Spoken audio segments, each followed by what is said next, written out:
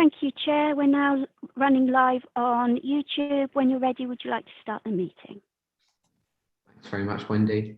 So good afternoon and welcome to East Devon District Council's virtual strategic planning meeting committee on the 5th of October 2021. I'm your chair, Councillor Ledger. Based on the decisions of the extraordinary meeting of council on the 26th of July, I'd like to remind both members of the public watching that this council has delegated much of its decision-taking powers to our senior officers. This is for a short period of time only, until the 17th of January 2022, and is due to concerns relating to COVID risk.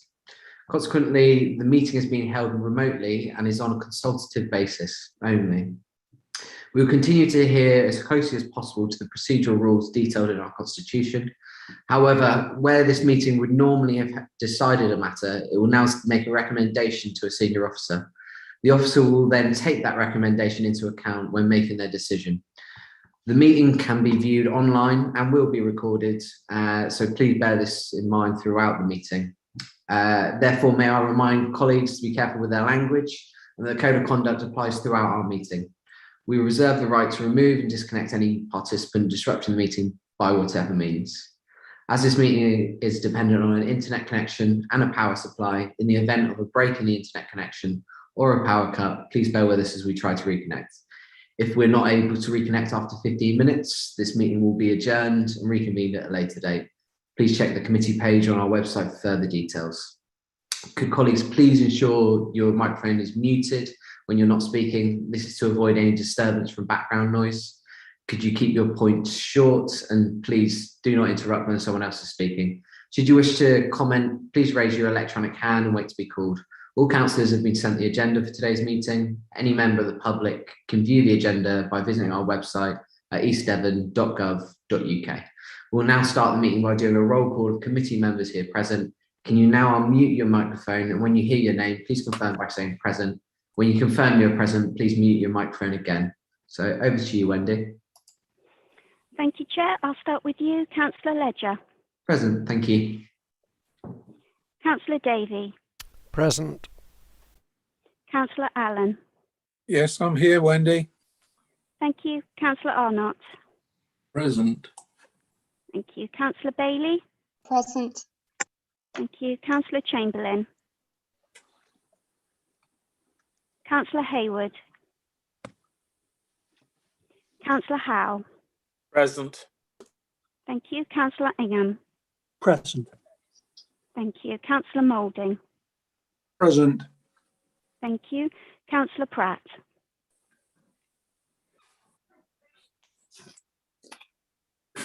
Councillor Rylands. Present. And also deep apologies for last time. I don't quite know what happened. I must have forgotten. I wasn't neither there nor tendered apologies. That's okay. Thank you. Thank you for letting me know. And Councillor Skinner. Present. And Councillor Pratt is on the screen looking at us, you nerd. Thank you. Councillor Pratt, can you hear me okay?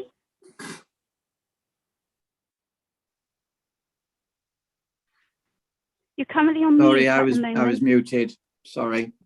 Lovely. I Thank can hear you, you. Councillor Pratt. Thank you. So I think Councillor Chamberlain, have we got her in?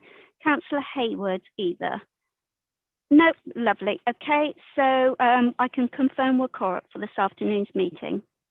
Thanks very much for that, Wendy. We'll move into the agenda then. Agenda item 1 is public speaking.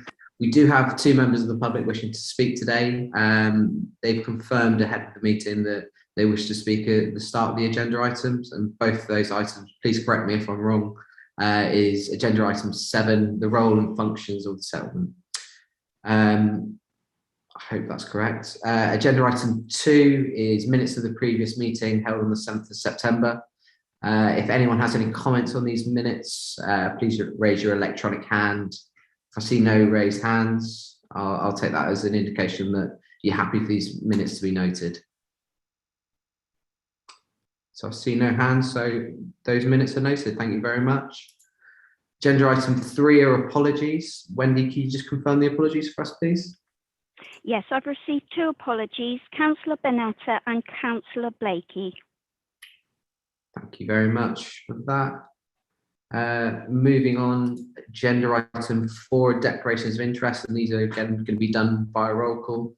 So can I just remind members again to, if you have an interest, firstly state the item number that interest is in relation to, what type of interest that is, whether it's a personal or a DPI, and then why you're declaring that interest. So over to you, Wendy. Thank you. Thank you, Chair. If I could start with you. None. Thank you. Thank you. Councillor Davey. As usual, I'm an Exmouth Town Councillor, which I think is relevant to item 7, the role and function of settlements, and possibly the principles of settlement boundaries as well. Item 8 as well. Lovely. Thank you. Councillor Allen. None, but if any come up, I will declare it at the time. Thank you. Councillor Arnott. Following on, excuse me, Councillor Davies' declaration, Metropolitan Parish Councillor, 7 and 8 as well. Thank you. Thank you. Councillor Bailey. I'd like to declare personal interest relating to all items that I'm a Devon County Councillor. Thank you. Thank you very much. All items. Councillor Howe. Yes, thank you. 7 and 8. I'm a parish councillor for Bishop's Cliff Parish Council, and also for 7 and 8, I own a business, obviously in an area so discussed as one of the settlements, and with the built-up area boundary discussion. Personal, I believe both, because we're not talking about development as such. Thank you. Thank you, Councillor Howe. Councillor Ingham. Nothing, thank you. Thank you. Councillor Moulding. Yes, I probably need to declare an interest on items 7, 8, 9 and 10, which all refer to sport and recreation, because I am Development Officer for Axminster Cricket Club and President of Cloakham Lawn Sports Centre. Thank you. Thank you. Councillor Pratt.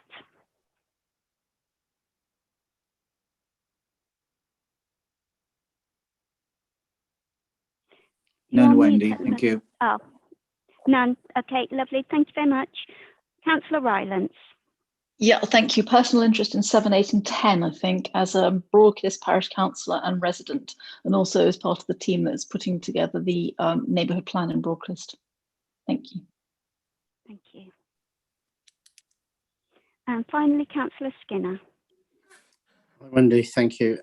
I think probably 7 and 8, as I've declared an interest in having a piece of land into the healer process. So it sort of comes under the role and function of settlements, I would believe, and probably comes under principles of settlement boundaries as well at some sort of point somewhere.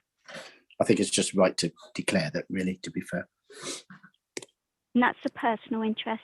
It'd be a personal interest, yes, it would be. Lovely. Thank you very much. Back to you, Chair. Thanks very much. Agenda item 5 on matters of urgency. So I can confirm that there are no matters of urgency to discuss. Agenda item 6 is confidential and exempt items. Again, I can confirm that there are no confidential or exempt items. So then we move on to the main part of the agenda. Agenda item 7, the role and function of settlements. And at this time, I'd like to come to both our public speakers if possible. So Mr. Gamble, could we start with yourself, please? Yep, sure. You have 3 minutes and you can start whenever you're ready. Thank you. Good afternoon. So my question is related to figure 4.2, community facilities and services settlements in the document role and function of settlements. All Saints Cross bus stop is approximately 100 metres from All Saints and is located so as to provide a public transport service for the village and immediate community. It provides a valuable regular link from the village to Axminster, stopping several times throughout Axminster, including 2 large supermarkets and Axminster train station. The other direction, the bus stops for Atchard and goes on to Taunton, stopping several times, finishing at the centre. The bus stops at All Saints Cross bus stop 8 times a day, 6 days a week, and is used regularly. However, in the table, All Saints is not recognised as having a public transport service. To add a little context, the bus service in Hawkchurch stops on 1 day a week, a Thursday, and only stops once in that day, but Hawkchurch is recognised as having a public transport service. I received the following answer from ED EDDC on September 13th regarding this, and the answer was we didn't include the bus service running from All Saints Cross bus stop, as although it may be a reasonable walking distance, it is detached from the existing built form of the settlement and along country lanes, which would not be attractive to walk along, particularly after dark. I would like to highlight the following. The bus stop has been there for many years and is used regularly by people of all ages. My assumption is that it is considered safe to walk to. All Saints Sports playing pitch is also included in the list of services under All Saints. To get to the sports playing pitch, you have to walk along the exact same village lane as the one used to get to the bus stop. The bus stop is approximately 120 metres from the sports pitch. I would assume if the sports pitches are considered okay to walk to, then so is the bus stop. If there was a concern about the dark, I would point out that 2/3 of the year, all 8 stops a day are in daylight. In the winter months, 5 or 6 stops would still be in daylight, which comes out about 36 stops a week. And I remind you that Hawkchurch bus service is only 1 stop a week.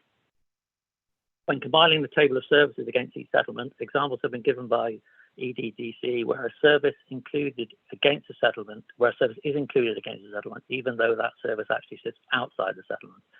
Therefore, while the bus stop is approximately 100 metres from All Saints, this should not be a reason to exclude it from the list of services. I referred to page 14 of today's pack, where one of the members asked the question, the proximity of services should be taken into account, even if outside the actual village, and goes on to provide an example. And the answer is on page 15 of today's pack, where 30 seconds remaining. Agree that the proximity of facilities should be taken into account, and it gives 2 examples of those facilities, and including in those facilities that they have facilities. The village of All Saints also has facilities, and there's the All Saints Primary School, the All Saints Community Hall, All Saints Sports playing pitch, and the pub. So my question is, why isn't the All Saints Cross bus stop recognised as providing a valuable public transport service to All Saints, when it is approximately 100 metres away, safely accessible, and the bus stops there 8 times a day, 6 days a week? My request is that this public transport is included in the list of services relating to All Saints in table figure 4.2. Conscious that I talked quite quickly then. No, that's great. Thank you, Mr. Gamble. What I'd like to do is, if possible, is bring in our service lead, Ed Freeman, just to basically put the question to Mr. Freeman on why there is that inconsistency between the two for All Saints. Should I go on to mute? Yes, please, if you could, Mr. Gamble. Well, thank you, Chair. Well, I think Mr. Gamble's actually read out our response to him that seeks to respond to that. I mean, I think there is a subjective judgment here about how far from settlements we, extend in terms of services and facilities that we consider. I think in this case, we discounted the bus service at All Saints Cross because of the distance from the main village and the fact that to access it, you have to walk down unlit country lanes, and whether we should be encouraging people to do that, particularly given safety issues associated with doing that, particularly after dark.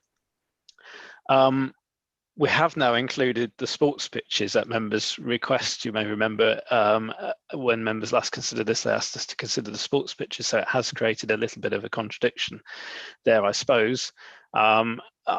My thinking was really the sports pitches would at least only be accessed during the day, and therefore that was less of an issue. But I hear what Mr. Gamble says about the bus services only running during the day, although I haven't checked that. I suppose my ultimate answer is this is a subjective judgment about how much weight members want to give to facilities and services that are outside of settlement boundaries, and where we draw the line in terms of distance and accessibility, the attractiveness of that route. You'll see in the report there are other instances where this is in question, such as at Cliff St George, for example, and the relationship with Darts Farm and the facilities there. So maybe this is something members want to debate when we open the debate on this item. I don't think there are any hard and fast rules. It's a subjective judgment about how closely related and accessible these services and facilities are to those settlements.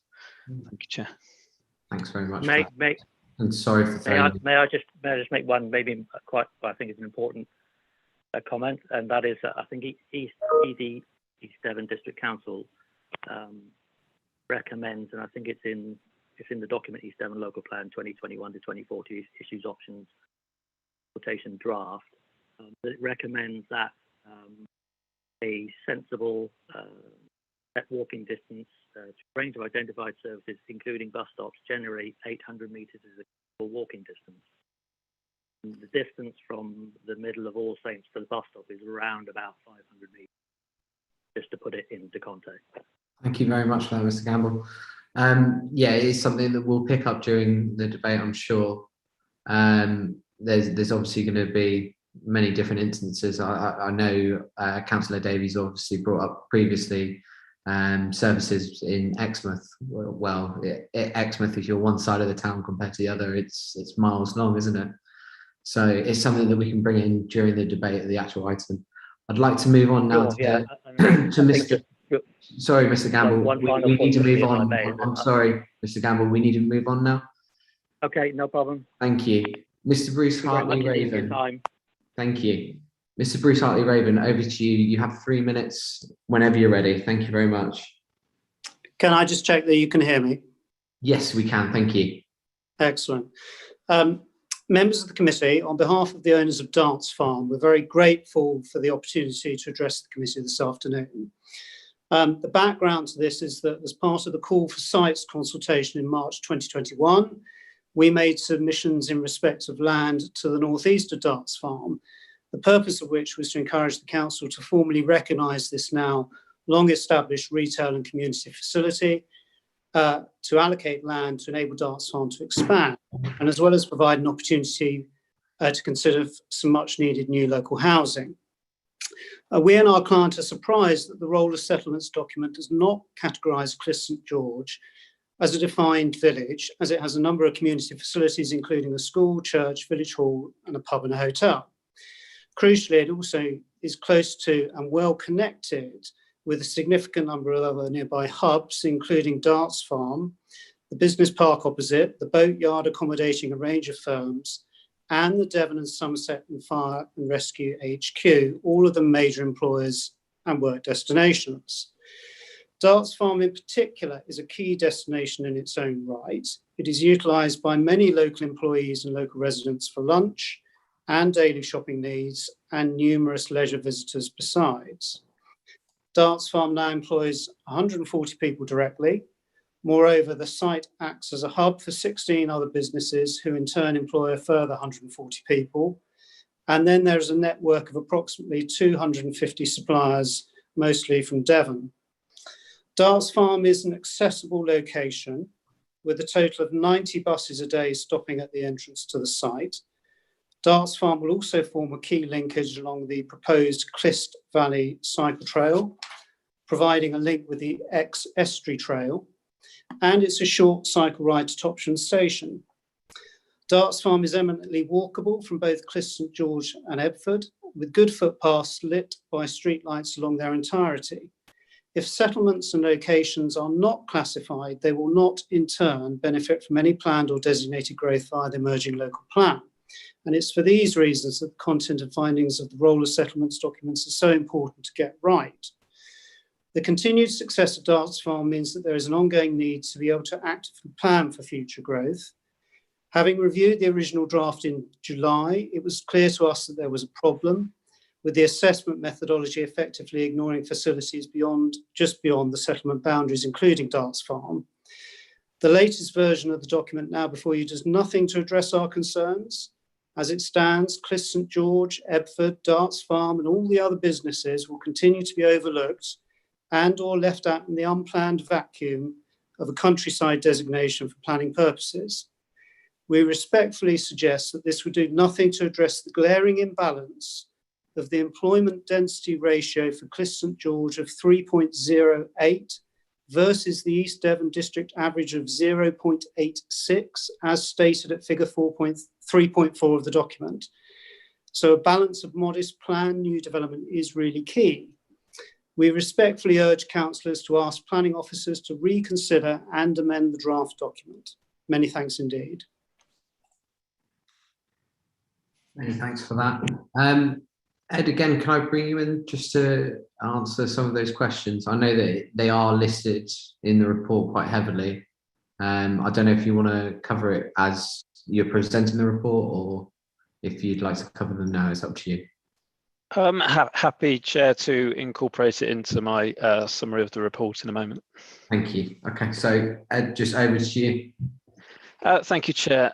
So this report follows on from members' consideration of an earlier draft of the role and function of settlements document at your meeting in July of this year. Members will recall a couple of resolutions were made at that meeting. One was about inviting members to submit comments on the draft study. Another was about circulating this around the town and parish councils within the district to seek confirmation of some of the information within the report as a sort of fact-checking exercise. So we've done both of those exercises, and you can see in the covering report a summary of the responses we received from members. One of which picked up on the issue that's been raised by the gentleman speaking a moment ago with regard to the role of Cliff St George and Darts Farm and George and Dragon Pub and other facilities that are outside the settlements, but potentially within walking distance of Cliff St George and indeed Epford. So just picking up on that issue, I mean, I think, again, as I said, in relation to All Saints Cross bus stop and All Saints, this is a subjective judgment about how accessible those services and facilities are to residents of that community, as to whether or not we consider those genuinely to be a service and facility associated with that community. I think in terms of Cliff St George, for example, I know the officer writing this report actually went out and walked it himself to satisfy himself about the relationship there. And his feeling was that while it's a walkable distance, certainly for someone with no mobility difficulties or issues like that, he didn't feel it was particularly attractive route because it's alongside very busy main roads and junctions. There are no crossing points. You need to cross two main roads to achieve to walk to Darts Farm and the George and Dragon Pub, neither of which have crossing points. And he felt while you could do it, he didn't feel particularly safe doing it, or that it was a particularly attractive route to encourage people to walk that distance. And as I say, we're obviously very mindful of the age profile of a lot of settlements in the district, which mean that there may be many people with mobility difficulties and issues that actually would make walking that distance quite difficult as well. So that's our judgment, and there's the reason why we haven't, in terms of Cliff St George, given as much weight to those facilities. In the case of Epford, I think it's the lack of other facilities as well. Yes, it's a similar distance to a lot of the facilities at Darts Farm and elsewhere within that part of the parish. And the walking route is probably more attractive and easier because you can. There's only one major road to cross, and much of the route is off-road by public footpath. So arguably that's easier, but Epford itself has much fewer facilities and services than Cliff St George. As said earlier, I think both that and the All Saints Cross issue are subjective judgments, and interested to hear members' thoughts on how much weight should be given to those services and facilities outside the settlement and what we think is reasonable distances. I haven't. I think Mr. Gamble referred to 800 metres. My recollection is that we tend to talk in terms of 400 metres, actually, in terms of play areas, certainly, and open space facilities and things like that. And I think that's based on Sport England guidance and things like that. But it's a subjective judgment, because I don't think it's just about the distance. It's about how attractive that route is, how safe that route is in terms of, you know, is there an off-road public footpath? Is that lit? Is that flat and level, or are we expecting people to walk up a steep slope and down it on their return journey and things like that? These are things that are not that straightforward, unfortunately. There are some comparisons with things like Westclist, for example, where we have incorporated in our assessment for Westclist services that are outside of the settlement itself, but within walking distance within nearby Pinhoe. Again, there's a relationship there in terms of the walking distance, the fact that you can walk off on footpaths that are well lit, and it's a safe route, and there are attractive back routes as well. So again, it's very much a subjective judgment. Interested to hear members' thoughts on that. Other issues that have been picked up through this, I think there are some factual issues that town and parish councils have fed back to us that we've incorporated into this revised draft as well. So I think this is now a better, more robust document than it was in July as a result of that work. It is still a draft. We've termed it as a final draft, and it's obviously an evidence document that we'd like members to endorse, that we can use that to help us with production of the emerging local plan. But important to bear in mind that obviously we haven't done wider consultation on this document yet outside of the membership of the council and town and parish councils in terms of fact checking only. So there is still a process to go through in terms of that wider consultation engagement and opportunities to amend and change this document in future as part of that iterative process. So members may want to bear that in mind when considering some of the issues that's been raised by the speakers, and I've just referred to as to whether or not wider public engagement to help to inform their judgment on those issues may be helpful. Other than that, the recommendation is that members consider the findings in the report and endorse its use to inform production of the emerging local plan. Thank you, Chair. Thank you very much for that, Ed. I'll open it out. So does any non-committee members wish to speak? Oh, actually, apologies. Welcome to the meeting, Councillor Hayward. Councillor Hayward, do you have any declarations of interest you wish to give? None, Chair, thank you. Thank you very much. So there's no non-committee members wishing to speak. We'll start with Councillor Eleanor Rylands, please. Thank you, Chair. So I feel like I've said this before, but I'm rather concerned that we may be going ahead with what's called a final draft here with figures, population figures that are really not very accurate. I believe that, I'm not being too site specific when I say this, but I believe the figures for Broadcliffe Parish are woefully representing the actual population. I think we actually have thousands of people missing from this document. And I wonder whether this comes because, well, obviously it's because the population data that we're using is the census 2011. And since then, a large number of houses have been built within the parish of Broadcliffe. But also I'm rather concerned that certain assumptions are being made about where things are actually physically located.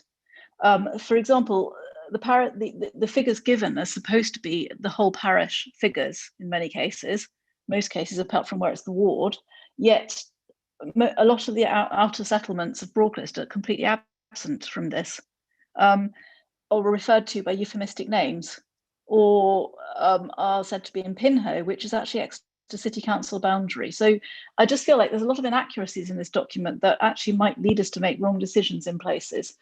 Now, why does this matter? Well, it matters because every time we build another 100 houses, we're adding load to the services that are already existing, and we need to be building services in parallel with the number of houses we're building.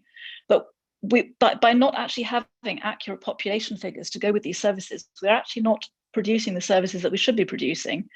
So, I mean, my question, I suppose, for Ed is, is there not another mechanism by which we could actually arrive at some more accurate population figures for the euphemistically named West End of East Devon? Because at the moment, this does not represent the population of Broadcliffe whatsoever. And it matters because when people move into a new house, one of the first things they do is they register at a school and they register at a doctor's surgery.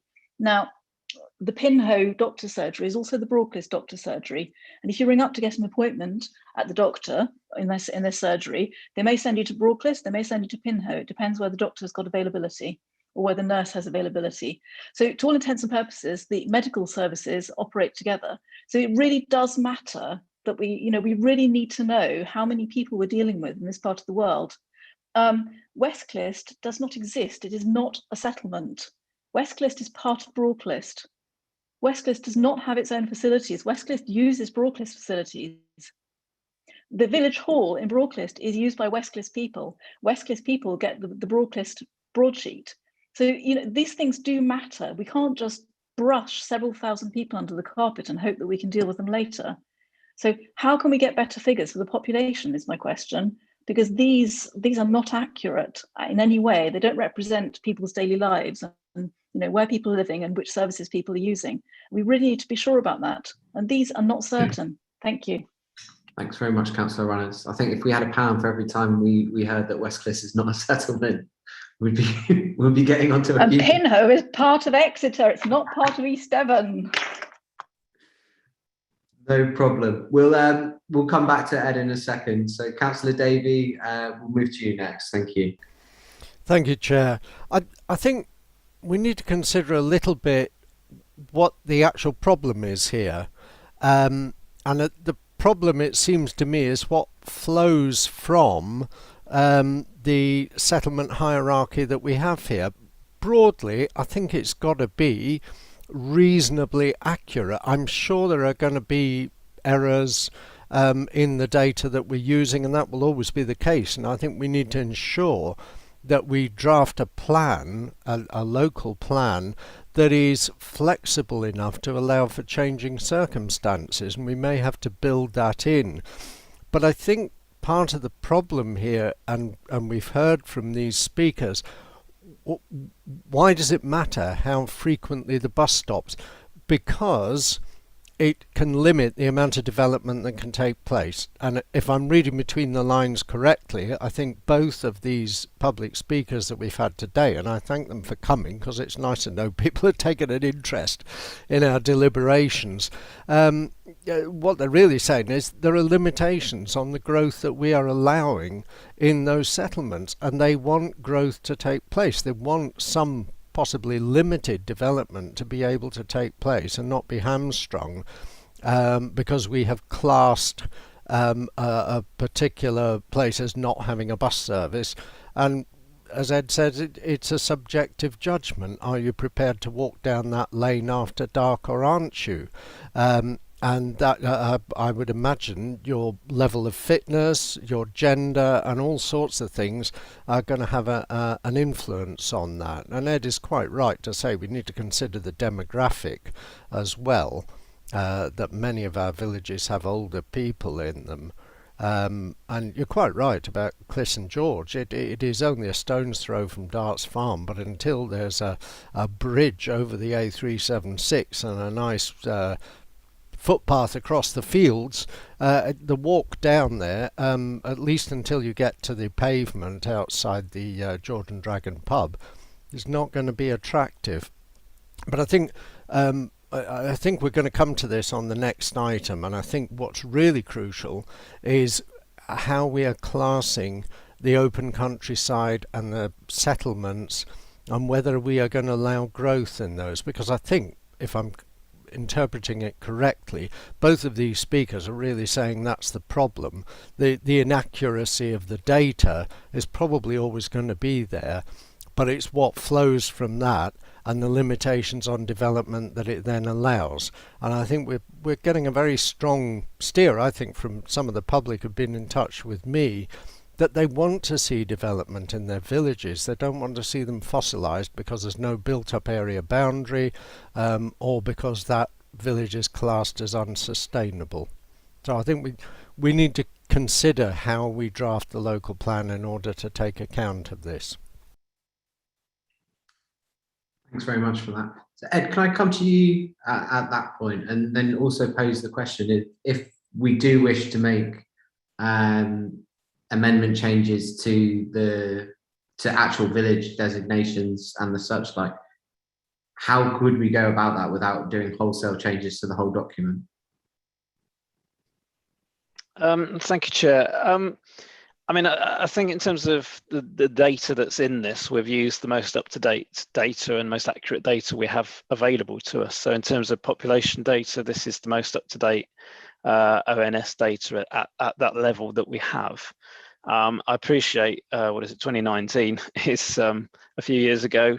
It takes a long time, unfortunately, for new data to come through.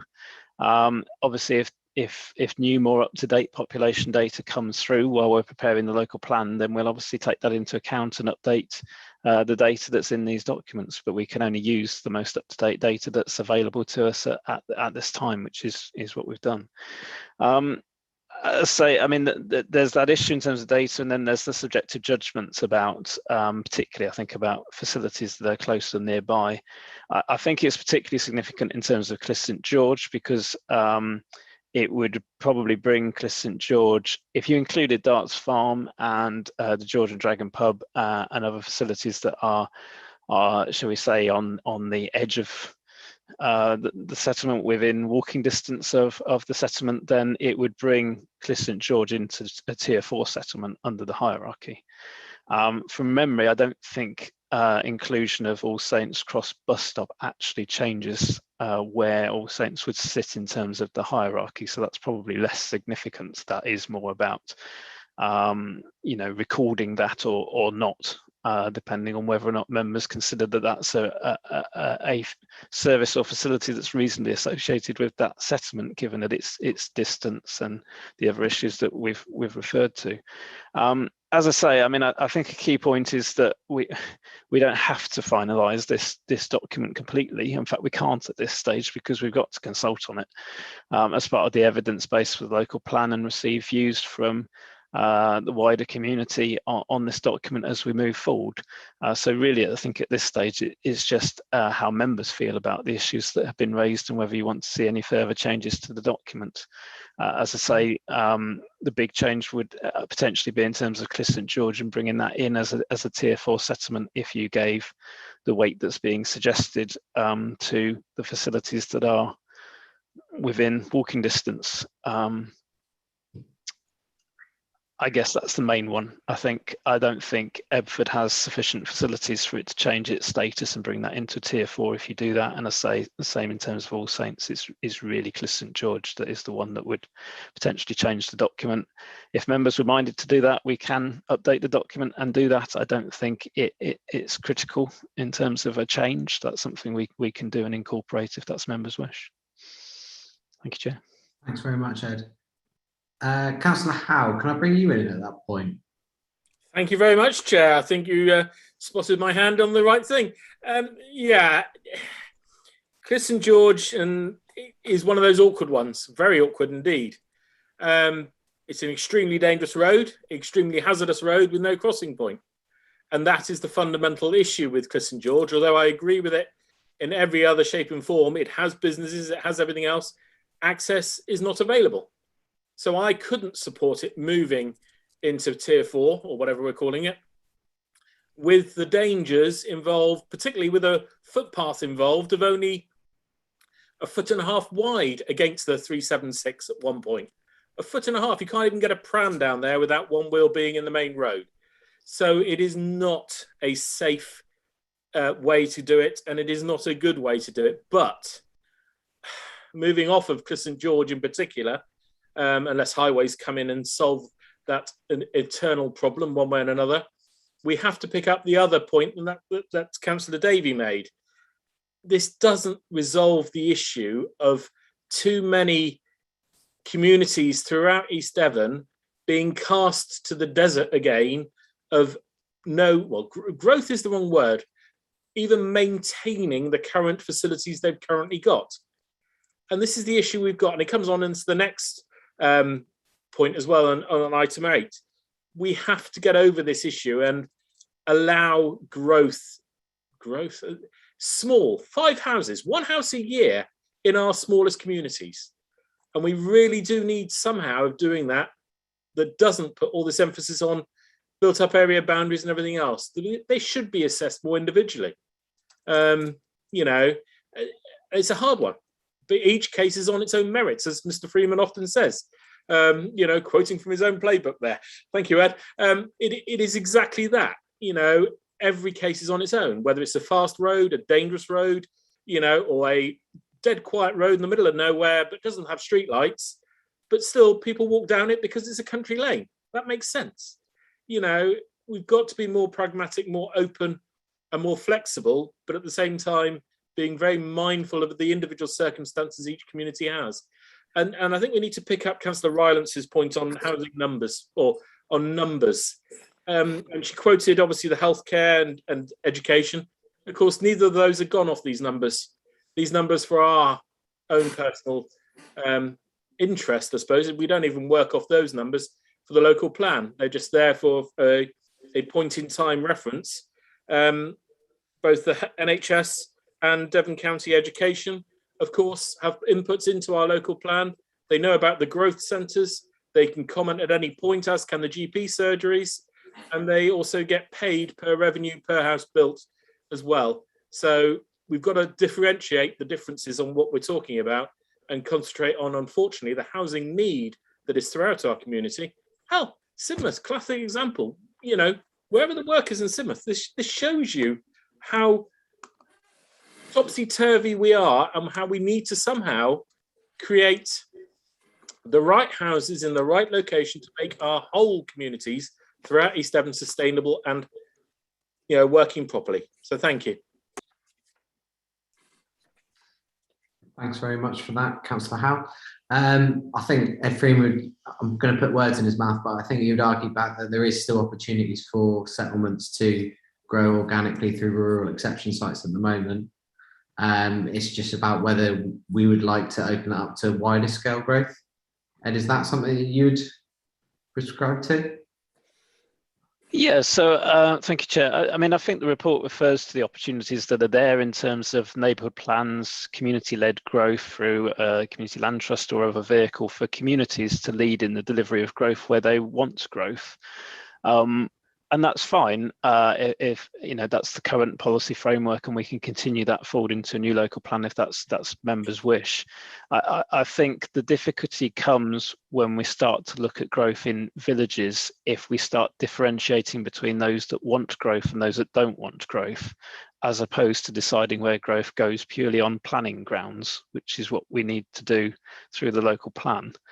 And there may be some communities who are quite sustainable in terms of our settlement hierarchy. Might be a tier 4 settlement where growth could go, but they don't want growth, whereas there might be others in the same tier in the hierarchy who do. And yet if you have a policy framework that's relevant to one tier 4 settlement, it has to be relevant to all tier 4 settlements. So it's all or nothing, unless you leave it as we have in the previous local plan, to community-led development through neighbourhood plans and community-led vehicles, which enables them to do that. But we will no doubt touch on this again with the next item in relation to built-up area boundaries, because one of the options referred to in that is about, if you want to have built-up area boundaries, how closely you draw those, and you could draw those boundaries more loosely to enable some development on the edge of village settlements or more scope within them through that route. So it's a complex picture, but I suppose where I would urge caution is I think where communities want growth, we have the mechanisms in place for them to do that. Where we as a district council are promoting growth through a local plan, we have to be mindful of consistency and doing that on the planning merits of putting growth in those locations, rather than based purely on whether those communities want growth or not. Thank you, Chair. Thanks very much. Councillor Skinner, I'll come over to you next. Thank you, Chair. About Talenton now? Well, it's got a post office, it's got a pub.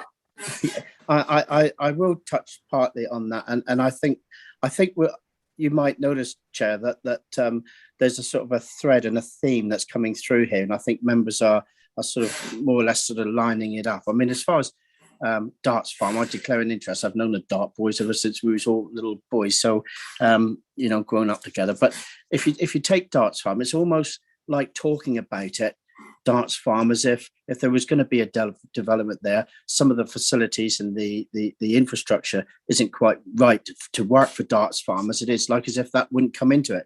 We all know that if there was going to be any sort of growth within Darts Farm and in a proposal they put forward, one of the things that would have to happen, they would have to put in something to maybe widen the pavements. They'd have to put some funding into widening, perhaps going across a field from the top of the Cliff St George roundabout, because they own land. I know they own land from the top that would get to their facility. Then, you know, when you start to strategically plan and you start to say to somebody, if this went in here, what you would need to deliver with that to make it happen, you would make it much easier and flexible and workable for people to get there. And of course, they would want to make that happen because they'd also want to see their own environment and their own businesses and that around that particular area, along with other businesses I might add across the road, just across the road from Darts Farm, flourish. And you would try to put in facilities to make that work. So it's almost talking about plonking houses in without talking about infrastructure. One would come with the other.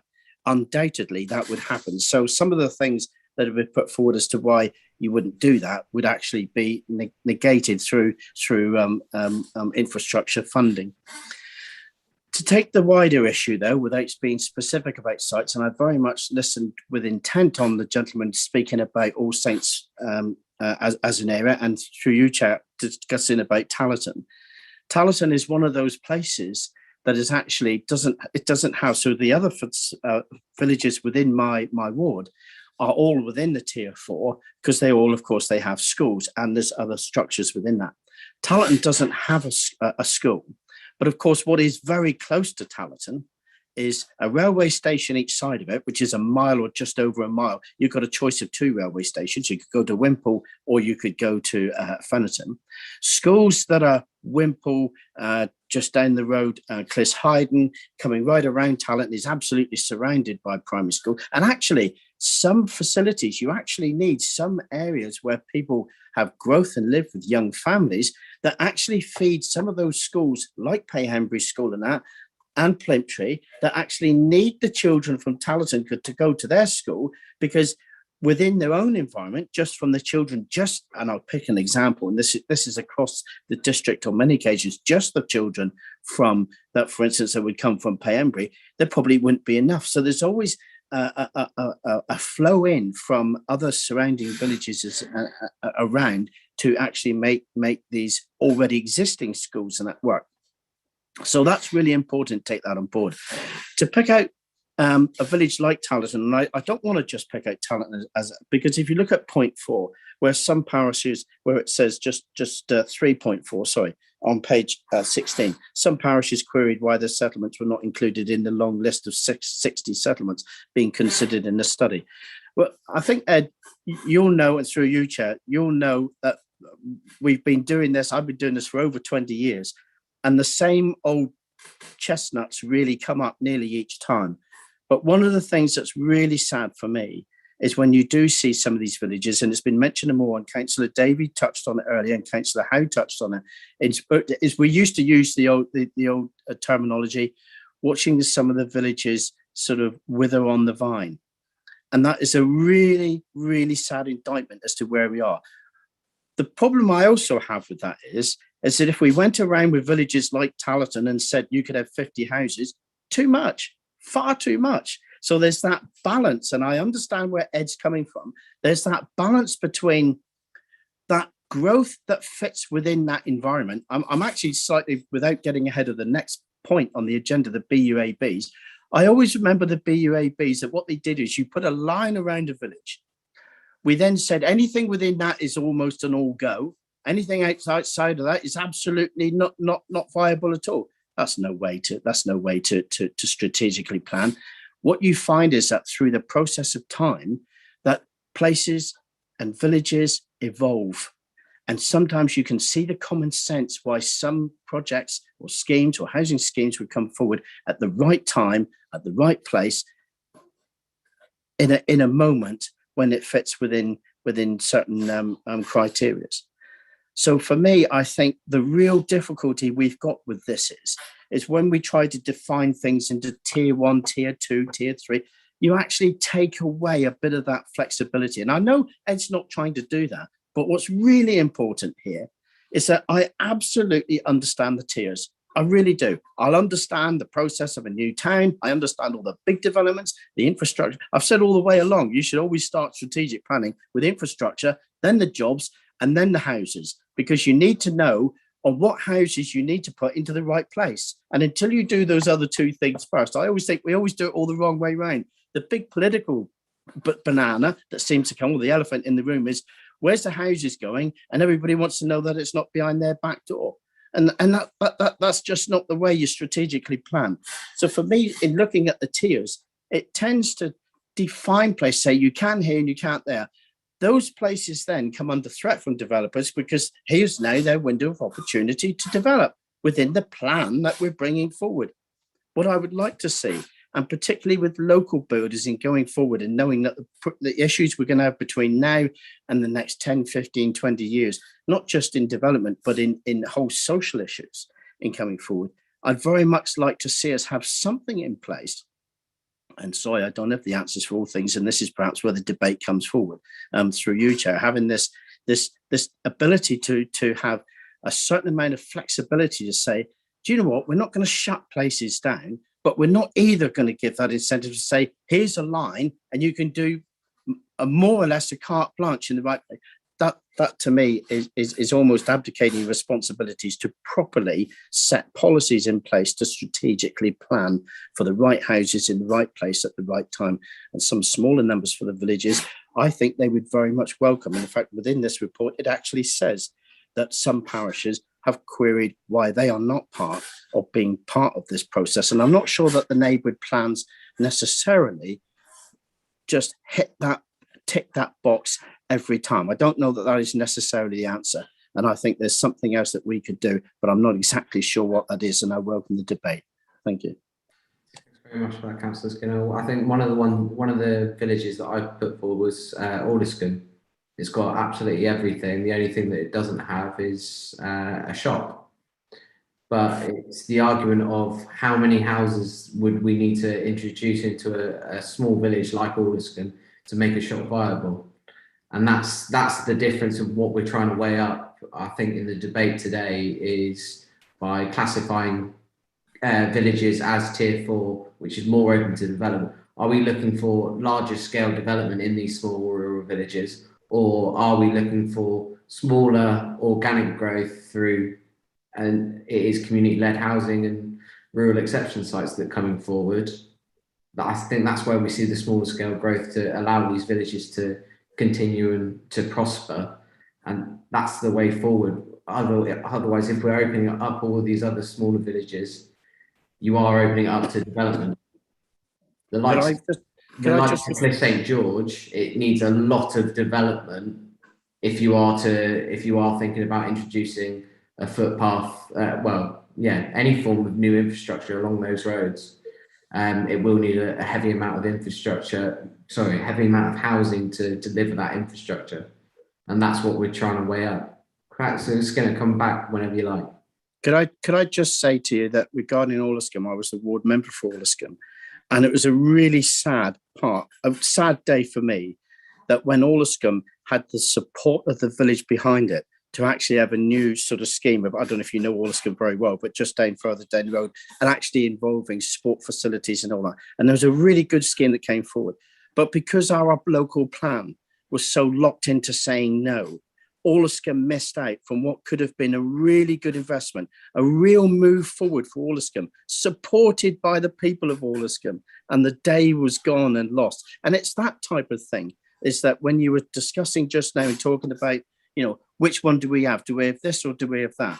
The process I'd like to see is, why do we have to shut things down? Why aren't we making sure that we have a real good debate about where's the flexibility that through the process that we can actually say and identify places that as they evolve, and Alderscombe is a prime example. I'm really pleased you brought that up because you've jogged my memory. Alderscombe was one of those places that was really up for it as a village. The whole village, principally the whole village, there's always people who don't want something to happen. Principally, they were behind something that would have been really good, that was generational. It would have gone on for the next 50, 100 years, the changes we could have made. And yet our policy said no, and we couldn't do it. And that was a sad day for me. Sorry, I've said enough. Thank you. Very much, Councillor Skinner. Councillor Allen, sorry for keeping you waiting. Over to you. Thank you very much, Councillor Ledger. One of the things that intrigues me is the issue of what data we're using. And I believe that the latest census is now becoming released by the Office of National Statistics, and some of the data on population and economic issues is actually more available. Having said that, I don't think that those population figures will dramatically alter the basic structure of the tier system that has been put forward by the planning department. What I do think is that we're not really connecting the dots when it comes to economic development and the key balance between jobs and houses. And that's shifting partly because of the pandemic, but it's shifting partly because we are finding that our industry is shifting around as well.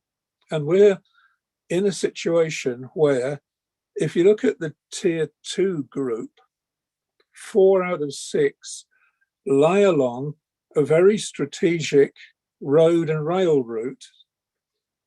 What we don't have is an economic plan to exploit that situation so that we minimize the amount of travel through cars and maximize the connectivity and the clusters that can develop along that route.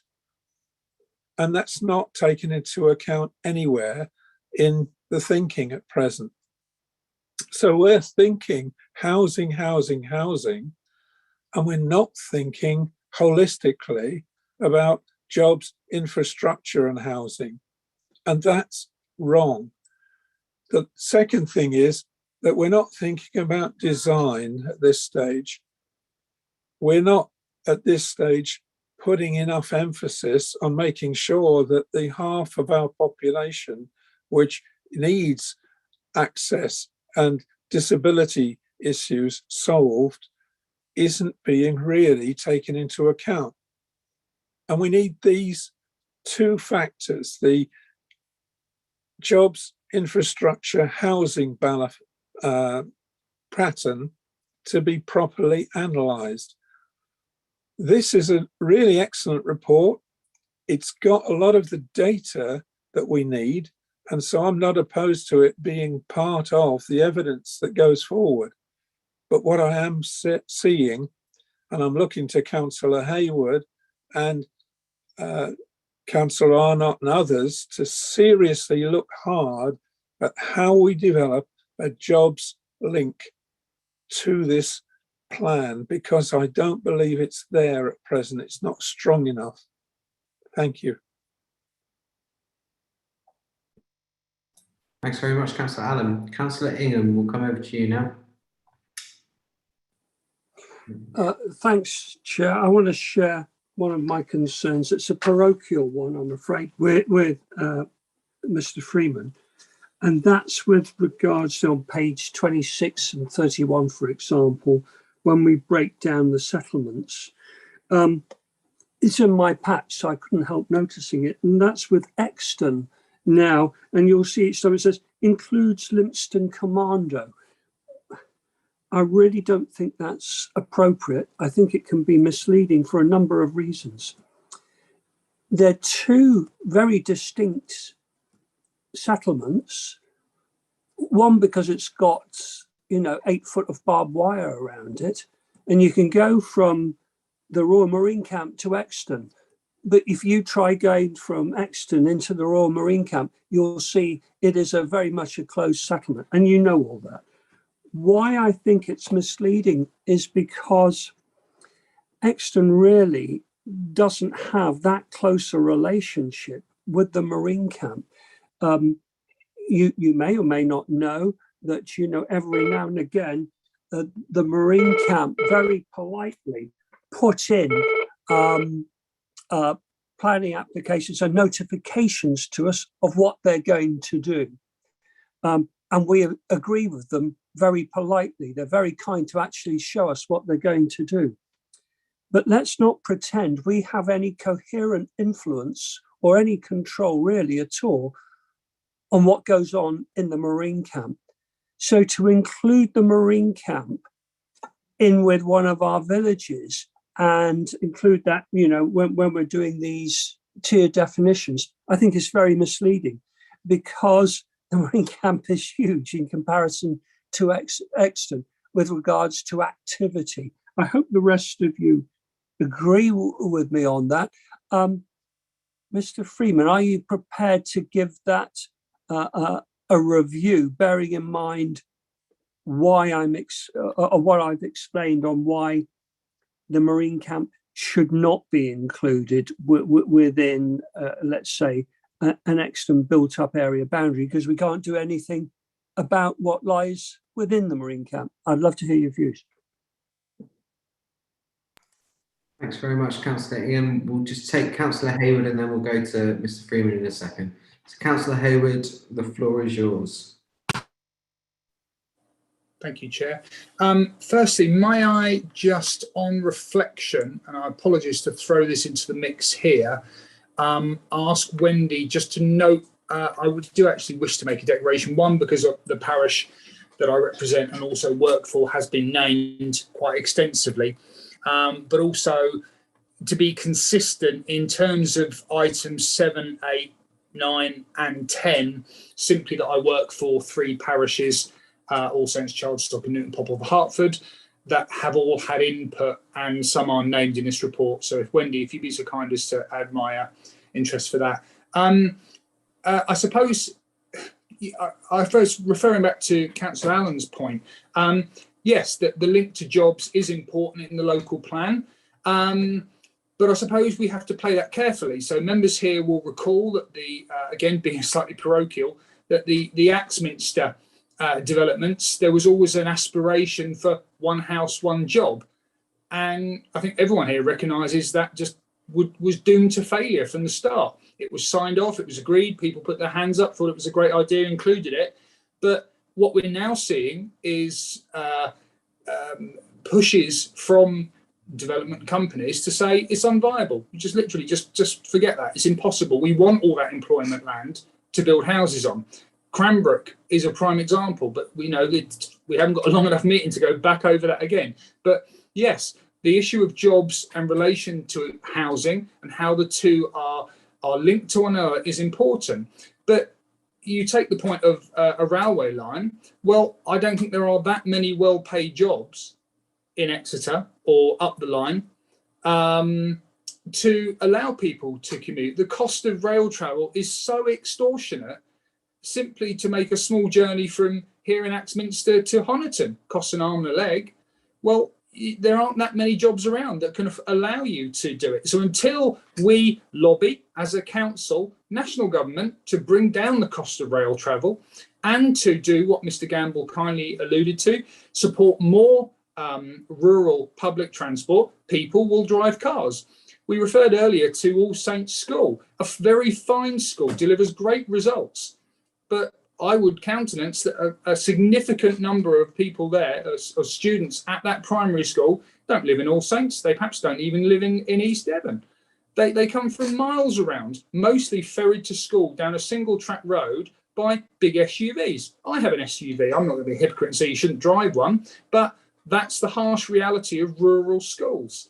And it was also mentioned, yes, 3, 4, 5 months of the year, it's not safe to walk on the lanes from All Saints Village Centre to the bus stop. It's too dark, it's too slippery, cars go too fast.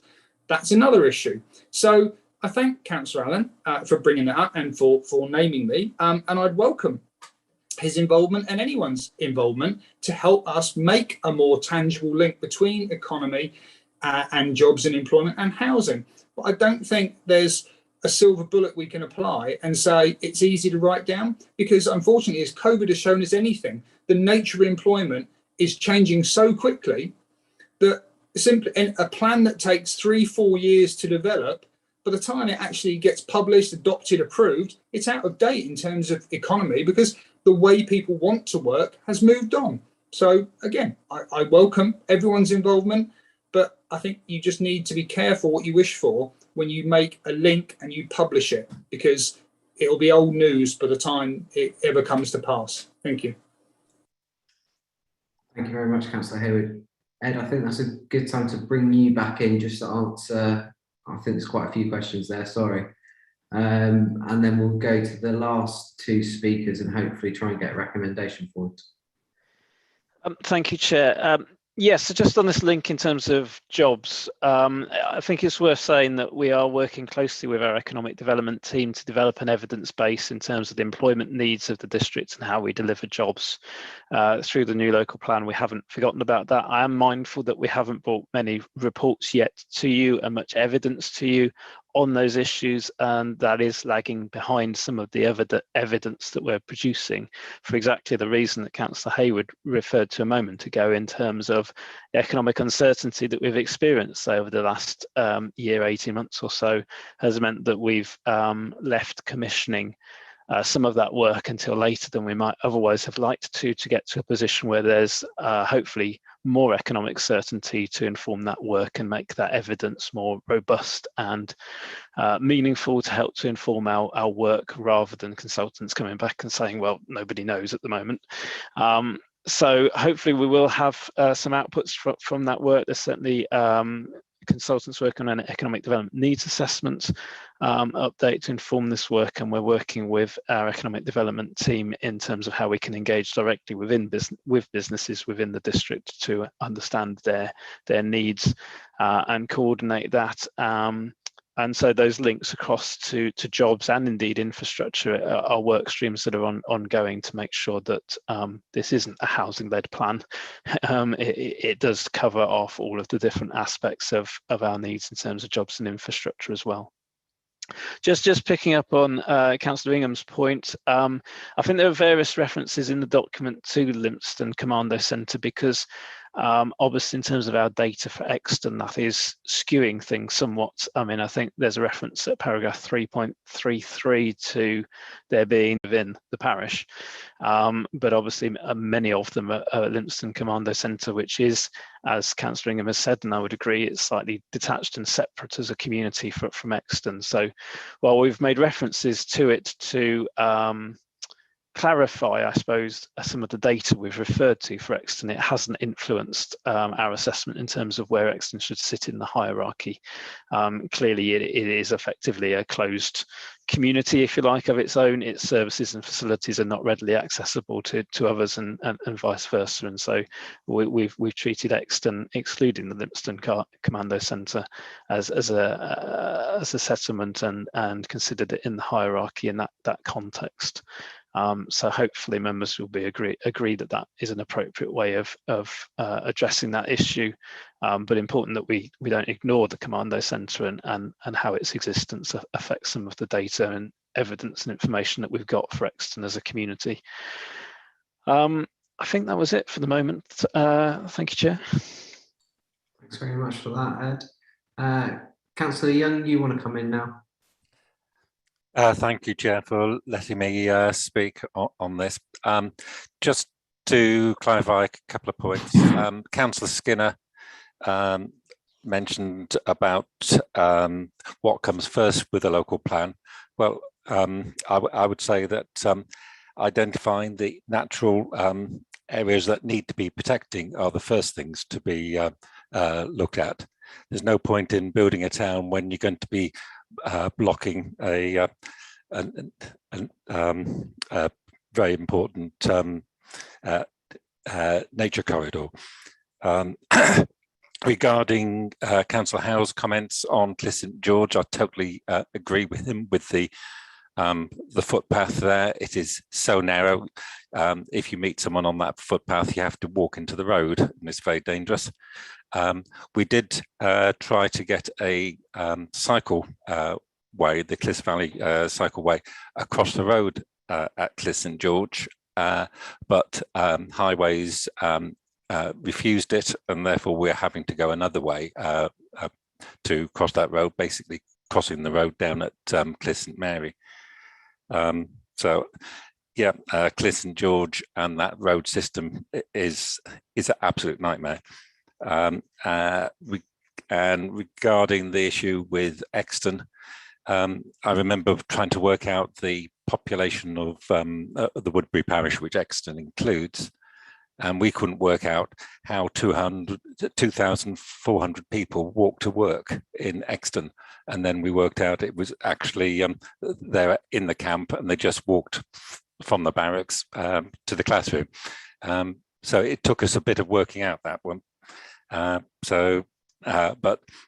it's nice to hear that you're looking at Exton excluding the population in the barracks, which is, as Councillor Ingham says, it's an enclosed separate entity.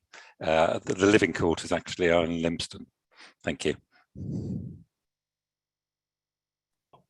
Thank you very much, Councillor Young. Councillor Arnott, over to you. Thank you, Chair. I'll be quick. I just am interested in Councillor Allen's remarks regarding how matters of economy could be bound into matters of strategic planning, and indeed that jobs and homes should follow each other. So the principle of that is, of course, completely agreed. There's no doubt at all that should be the case. Where we are at the moment is that we are working incredibly hard doing just that, just as before, but we are in a hiatus which we need Councillor Allen's government to help us with. We need to understand what is levelling up. I mean, maybe we'll find out from the Prime Minister tomorrow. We need to understand what is the green economic recovery. Well, maybe we'll understand that quite soon as well. I don't know what it is yet. I don't know where the money is coming from or how it's going to be directed. I have to say I have some confidence, although I understand even within the Conservative Party, Mr. Michael Gove is not universally popular. He is apparently a doer rather more than Mr. Robert Jenrick, who was doing for Richard Desmond. So when we hear more of that, then I think we can bind that in. But as it stands, we are doing one particular thing actively now, and Councillor Allen will be aware of the Innovation Resilience Fund, which our officers are working incredibly hard on at the moment. That is an amount of money we do understand, we do have here, and we can encourage and are encouraging local businesses to apply into to help growth. I think ultimately, however, the aim of a strategic planning document that also is working an economic miracle, whilst desirable, is simply impossible. And I think it's been fun to discuss this within this agenda item, Chair, but it's probably not entirely appropriate. So anyway, I hope that's helpful. You'll see economic action through the RRF quite soon. And if any Tory members here can have a chat with their MPs and help us understand the rest of it, that will be much appreciated. Thanks very much, Councillor Arnott. Councillor Allen, as you've obviously been named, you've got a right to reply. Over to you if you wish to take it. Yes, thank you, Chair. Well, I'm very grateful for the leader and deputy leader to think so highly of me that they would reply in such a manner to agree with me that the jobs are just as important as homes. I'm sad that Councillor Arnott chooses to make a party political point. It's more important for me to do the best possible work on this document and this plan for the people of East Devon. And I can't accept his complacency that he doesn't think it's possible to link things together. So as far as I'm concerned, I would like to propose that this committee recommends and looks forward to the documents to put forward an economic element to the local plan. Thank you. Chair, can I make, I think... Sorry, two seconds. Councillor Arnott, 2 seconds. Well, Councillor I Allen, think it's one. that's not. I just need to cover off the point that Councillor Allen made. I'll come back to you, Councillor Arnott. Bear with me. Councillor Allen, the recommendation you've made isn't specific to this agenda item. But it is. It's something that we will be looking at, and Mr. Freeman has already said that we will be bringing further reports back to later meetings. But right now, that's not a specific recommendation for this specific item. Why not? What that we bring back economic? It's not. How is it related to the role of the settlement? Well, it's related to the role of settlements, isn't it? Not in what we're talking about at the moment. We're talking about the report and the document in front of you, and whether that can get put forward. It's not, your recommendation doesn't cover that. It covers economic points, which will be covered off at a later date in a different document. So happy to take a recommendation that actually Chairman, covers off the points of the I'll put forward a report. proposal, Chairman. If you're ruling it out, that's your prerogative, but it's anti-democratic. It's not that, Councillor Allen, it's just the fact that I'm happy to take a recommendation that covers off the points that we're talking about. And if you wish to put in a caveat about economic development, I'm completely happy to take that. But I need to have a recommendation that covers off the agenda item that we're discussing currently. So if you wish to reconsider, rethink up some wording, I'll happily take another recommendation off you. Councillor Skinner, over to you. Thank you, and thank you, Chair. And I wonder if I may sort of help and interject a little bit, because I very much agree with what you're saying, and I very much agree with what Councillor Allen is saying as well. And but it's a case of just getting our ducks in a row, really. So I understand the role and the function of the settlements document that you've got, and what Ed and his team have put together and put in information to us and bringing that information forward. I believe if I were to go on to say what Ed was saying, was that they are also doing a lot of work with the economic team and are looking to bring that documentation forward. I would imagine that economic documentation is going to flow and ebb into what we're doing here with the role of the function of the settlements. And I think that's absolutely right, and absolutely was so in actual fact, everybody's right here. It's just about how we get those things right. And Councillor Allen has made a very good point. And I've said it before, that I believe we should start with infrastructure and then employment and then housing last. But in some way, that this is the work's been taking place.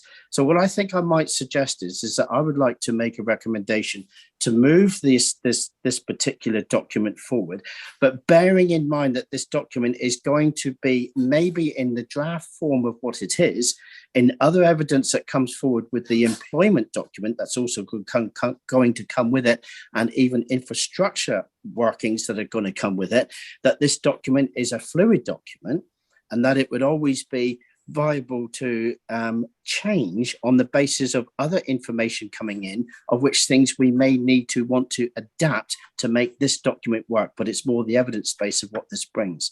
So I think if I was to move something on those lines, I don't want to long-winded like that, Ed. I'm sure you can rattle it down to a little bit more than that, define it a little bit more.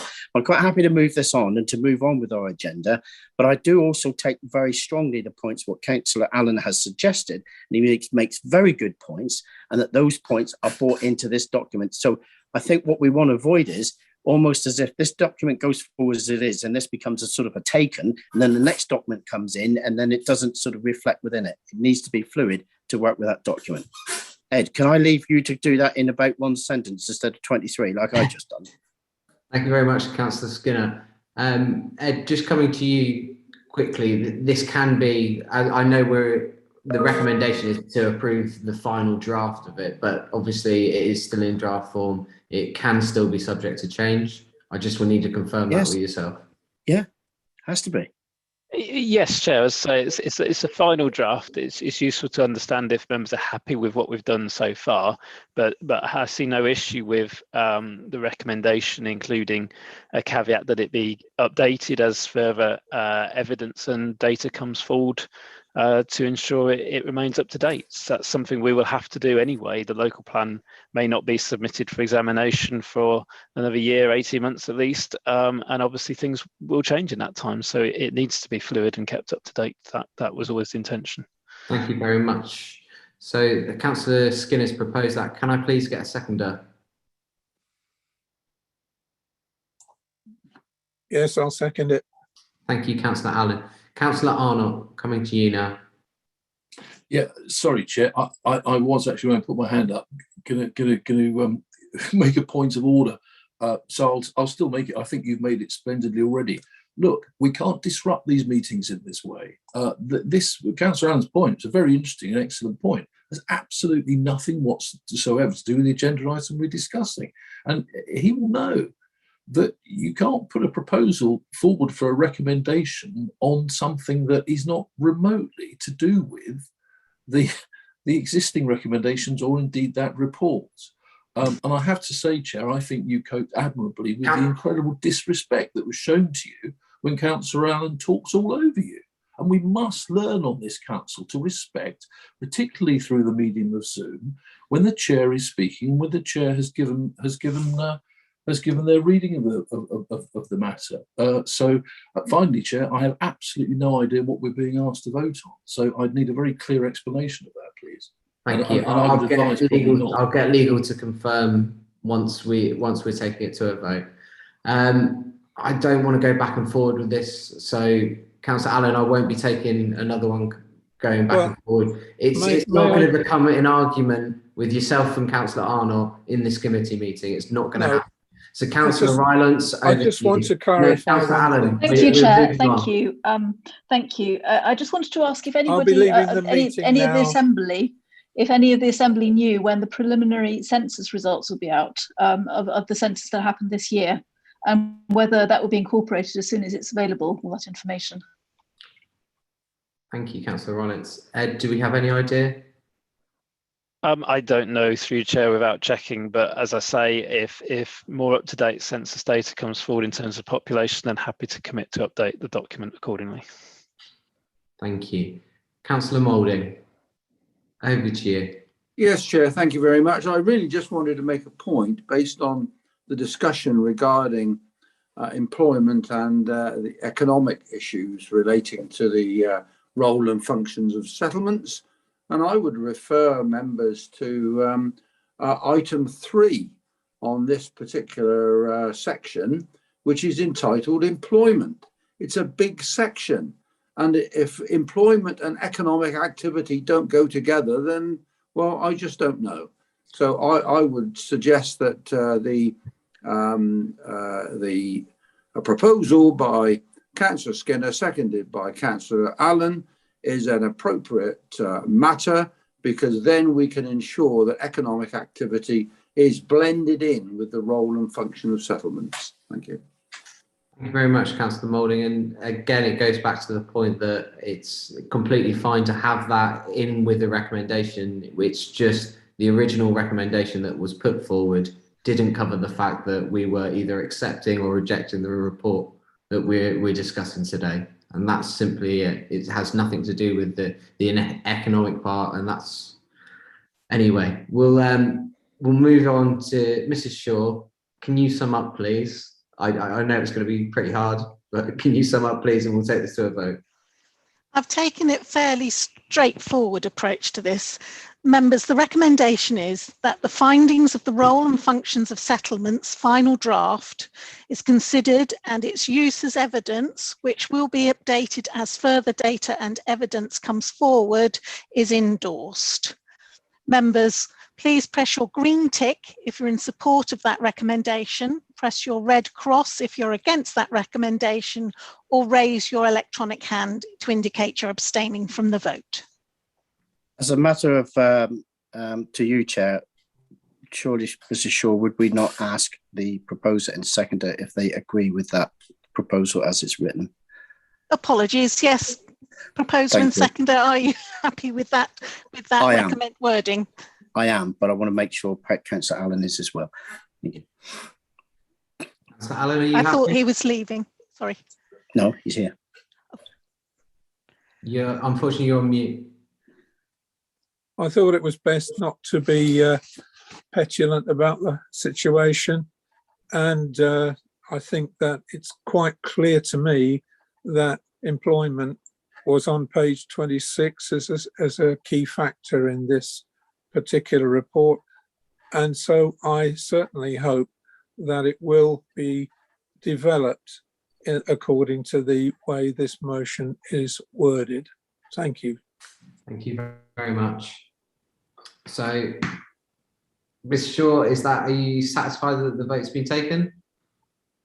I'm satisfied. I've read out the recommendation. If members who are voting, please press your green tick if you're in support of that recommendation, press your red cross if you're against it, or raise your electronic hand if you're abstaining. For those watching online, the vote is currently taking place. So I've currently got 9 votes in support and 1 abstention and no votes against. Thank you very much. So that's obviously carried. Could I, because obviously I'm only on telephone at present, could you vote my vote for, please? I couldn't use the symbols. Sorry about that. So that's 10 votes in support. No problem. Any subsequent votes, I'll be sure to call you out, Mike. Thank you. No problem. We'll move on. Agenda item 8, principles of settlement boundaries, and it's over to Mr. Freeman to present his report. Over to you, Ed. Thank you, Chair. So this report is really looking to just highlight some of the issues associated with built-up area boundaries and how we wish to deal with the issues and the reasons why we've currently got them in a new local plan, because it's probably easy to make the assumption that we will just have built-up area boundaries as we have done in the current local plan moving forward, but we don't necessarily have to. There are other options available. And so this report includes a topic paper that starts to look at that issue, going back to fundamental basics as to why we might have built-up area boundaries, what their function is.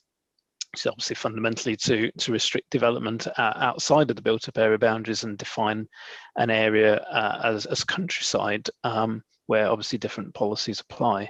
But there are other ways of doing that in terms of if members still wanted boundaries, in terms of what those boundaries do and the reasoning behind them and the title that's given to them, down to options around whether those are fixed boundaries, sort of blurred edges, I suppose, or whether indeed we want to have boundaries at all.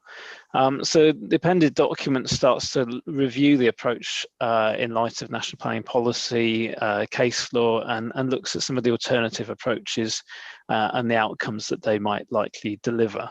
The intention was to really highlight a lot of the issues that currently exist around this issue, some of which I think has been touched on already in the previous debate. I mean, I think Councillor Skinner was talking about the sort of rigidity of built-up area boundaries, and perhaps some of the comments about case law in this document help in terms of that respect, where inspectors are increasingly, it seems, taking a more sort of relaxed approach, shall we say, to boundaries and development on the edge of boundaries.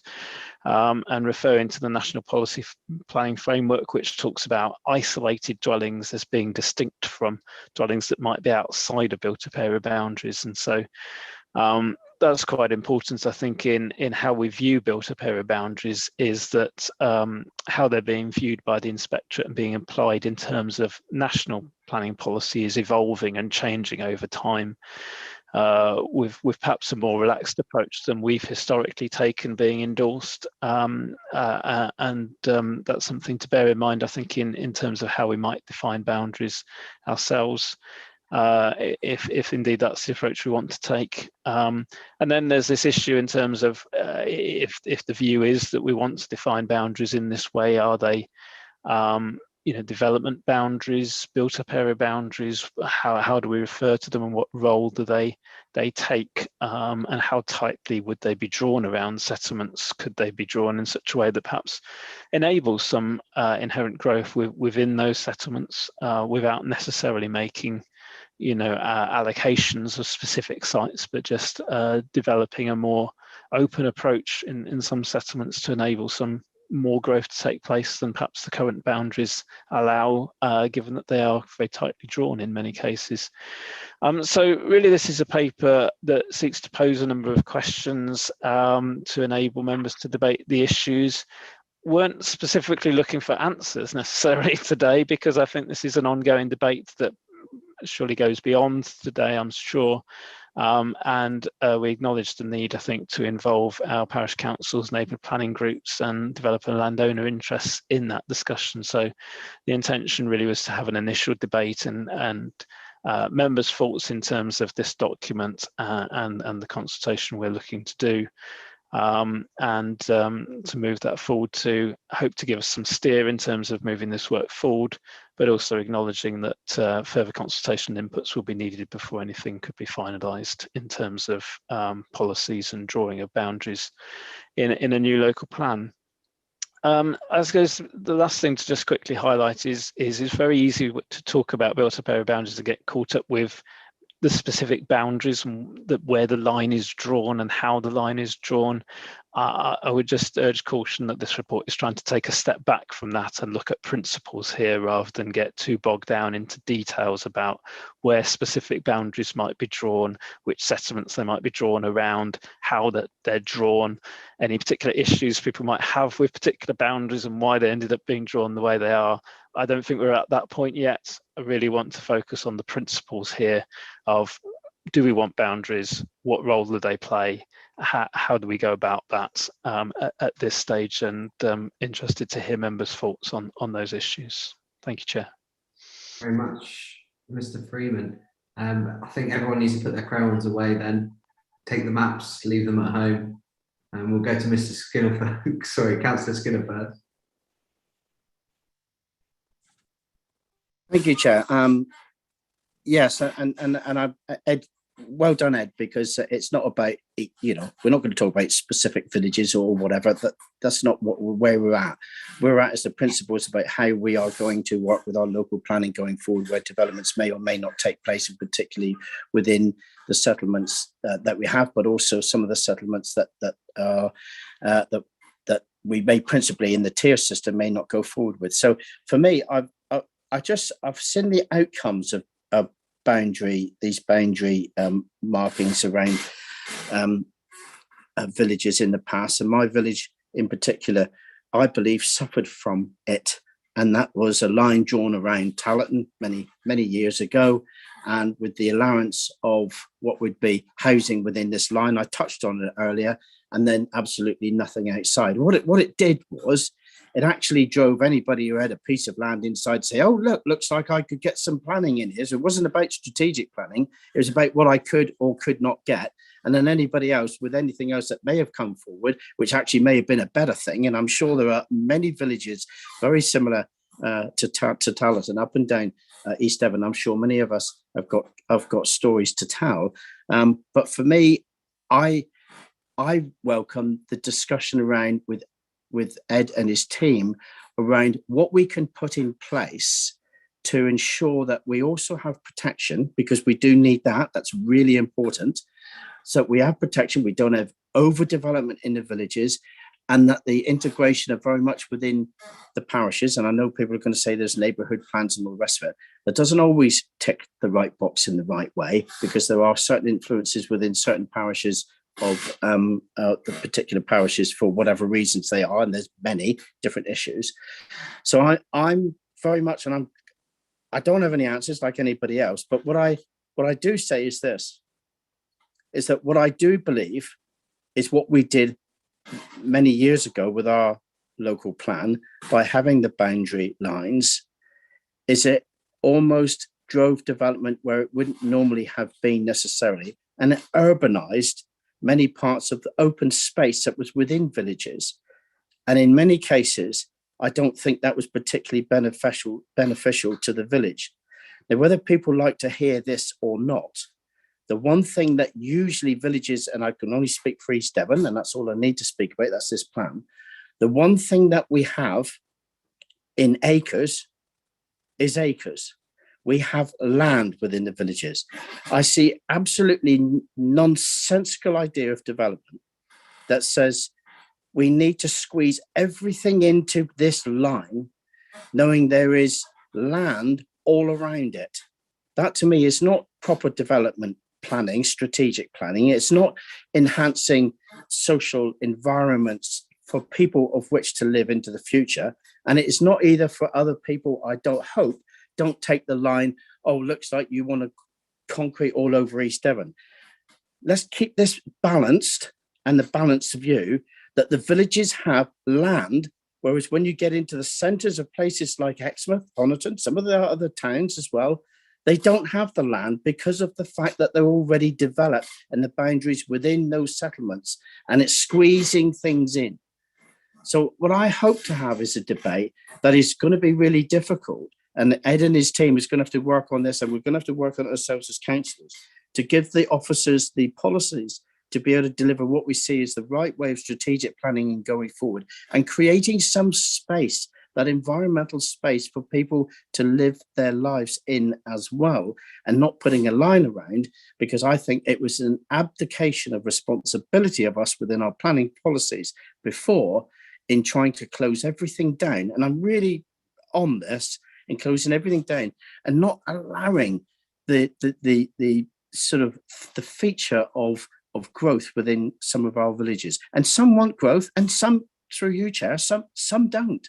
And we need to understand what that is and where they are and how this is going to take place. But to go down a line of just saying, oh, let's squeeze these lines on. I know you're not saying that. And you did say you weren't saying that. But I don't want members either to follow, well, certainly not the line I'm going to take, but a more radical approach. And I hope to have a really good discussion that says, yeah, let's grab this in the best way that we can. But we also have to protect as well. And I also understand that very much in favour of that as well. Thank you, Chair. Thank you very much, Councillor Skinner. Councillor Allen, it's over to you next. Thank you, Chair. One of the key things I want to make sure we do is to make sure we protect our beautiful environment, our essential landscape, the beauty of this area that we've all come to enjoy and live in and attracts so many people to visit. And if I can say one thing to Ed, this is an excellent paper that makes us think it through. Thank you for getting this together, and I thoroughly endorse its wide circulation. The only trouble is it's incredibly complicated, and it's one of the reasons why we depend a lot on planners to give us good advice. We need to come up with principles about what we're trying to do. And one of the things we need to perhaps put into this settlement boundaries document is what are the principles of the things we're trying to achieve, so that all of the argumentation around it can be seen in the light of the principles of what we're trying to do. The one thing I agree with, probably one of the few things I agree with Councillor Arnott about, is the absolute essential need to build low-cost social housing. So one of the areas where low-cost social housing is probably most needed is in villages. And so we need to come up with principles which give guidance to how we make decisions on settlement boundaries and what we're trying to achieve. And I'll just leave you thinking about that. Thank you, Chair. Thank you very much, Councillor Allen. And again, I think I'd go back to rural exception sites, which predominantly they have to have 66% affordable or social housing attached to them. And that's really a key area in which we can produce through the local plan and through our policies, trying to push more local community-led development in these small rural exception sites to deliver for these smaller communities, so that people that are growing up, are born in these areas, can actually grow up in them as well. Councillor Bailey, over to you.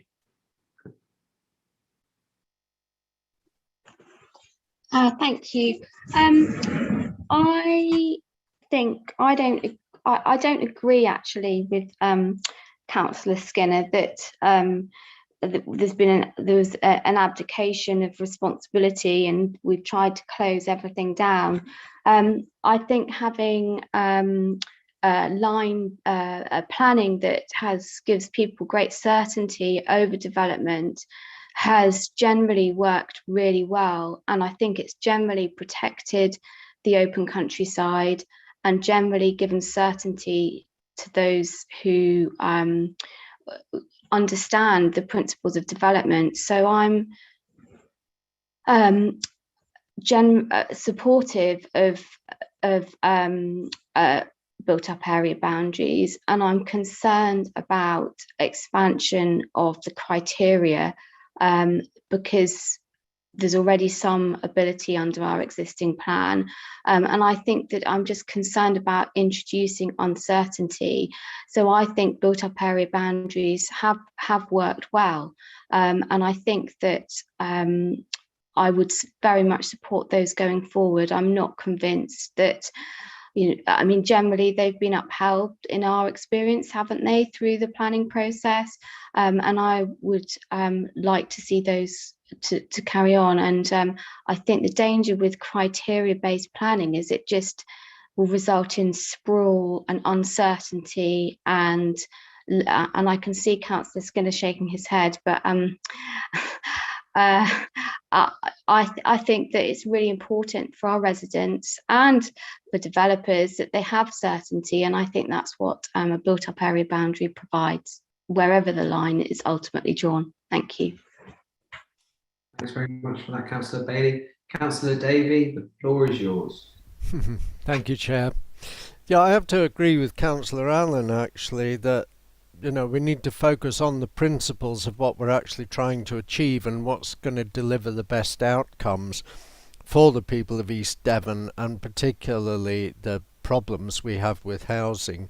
So we need to focus on the issue here rather than on whether there's a boundary or not. Now, I know this has come up with a couple of planning applications that we've looked at, and I seem to recall there was one in Axminster that was just outside the town, and it therefore was classed as being in the countryside, but I think we decided in the end to allow it because it was within walking and cycling distance along a well-established foot and cycle path, I think, and it was a conversion of a rundown farm building as well, so there was quite a lot of pointers in its favour.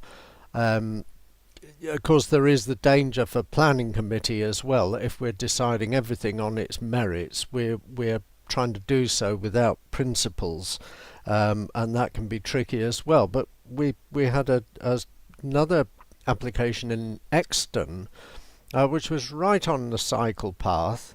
It was in what we considered a sustainable location in terms of transport, in that there was a bus service and a good cycle path. But because, if I remember rightly, Exton didn't have a built-up area boundary, and I think it was Councillor Howe who pointed out to us that we couldn't make policy on the hoof, and kind of pulled us all up on that. So lack of a built-up area boundary can be a problem for a settlement as well. So I kind of agree with Councillor Bailey that we probably do need to define some kind of limit to settlements, but at the same time I think we need to allow that boundary to be a little bit porous so that we can allow development that we think is appropriate on the edges of that, rather than say this village is this size and it shan't get any bigger. But I wait to hear what others have to say. But I think when we're considering these things and sustainable transport, you just have to sort of consider a kind of fictitious scenario. Let's just say, and just bear with me on this, that there was a national fuel shortage. I know it's improbable, but would people have the option of travelling by bus?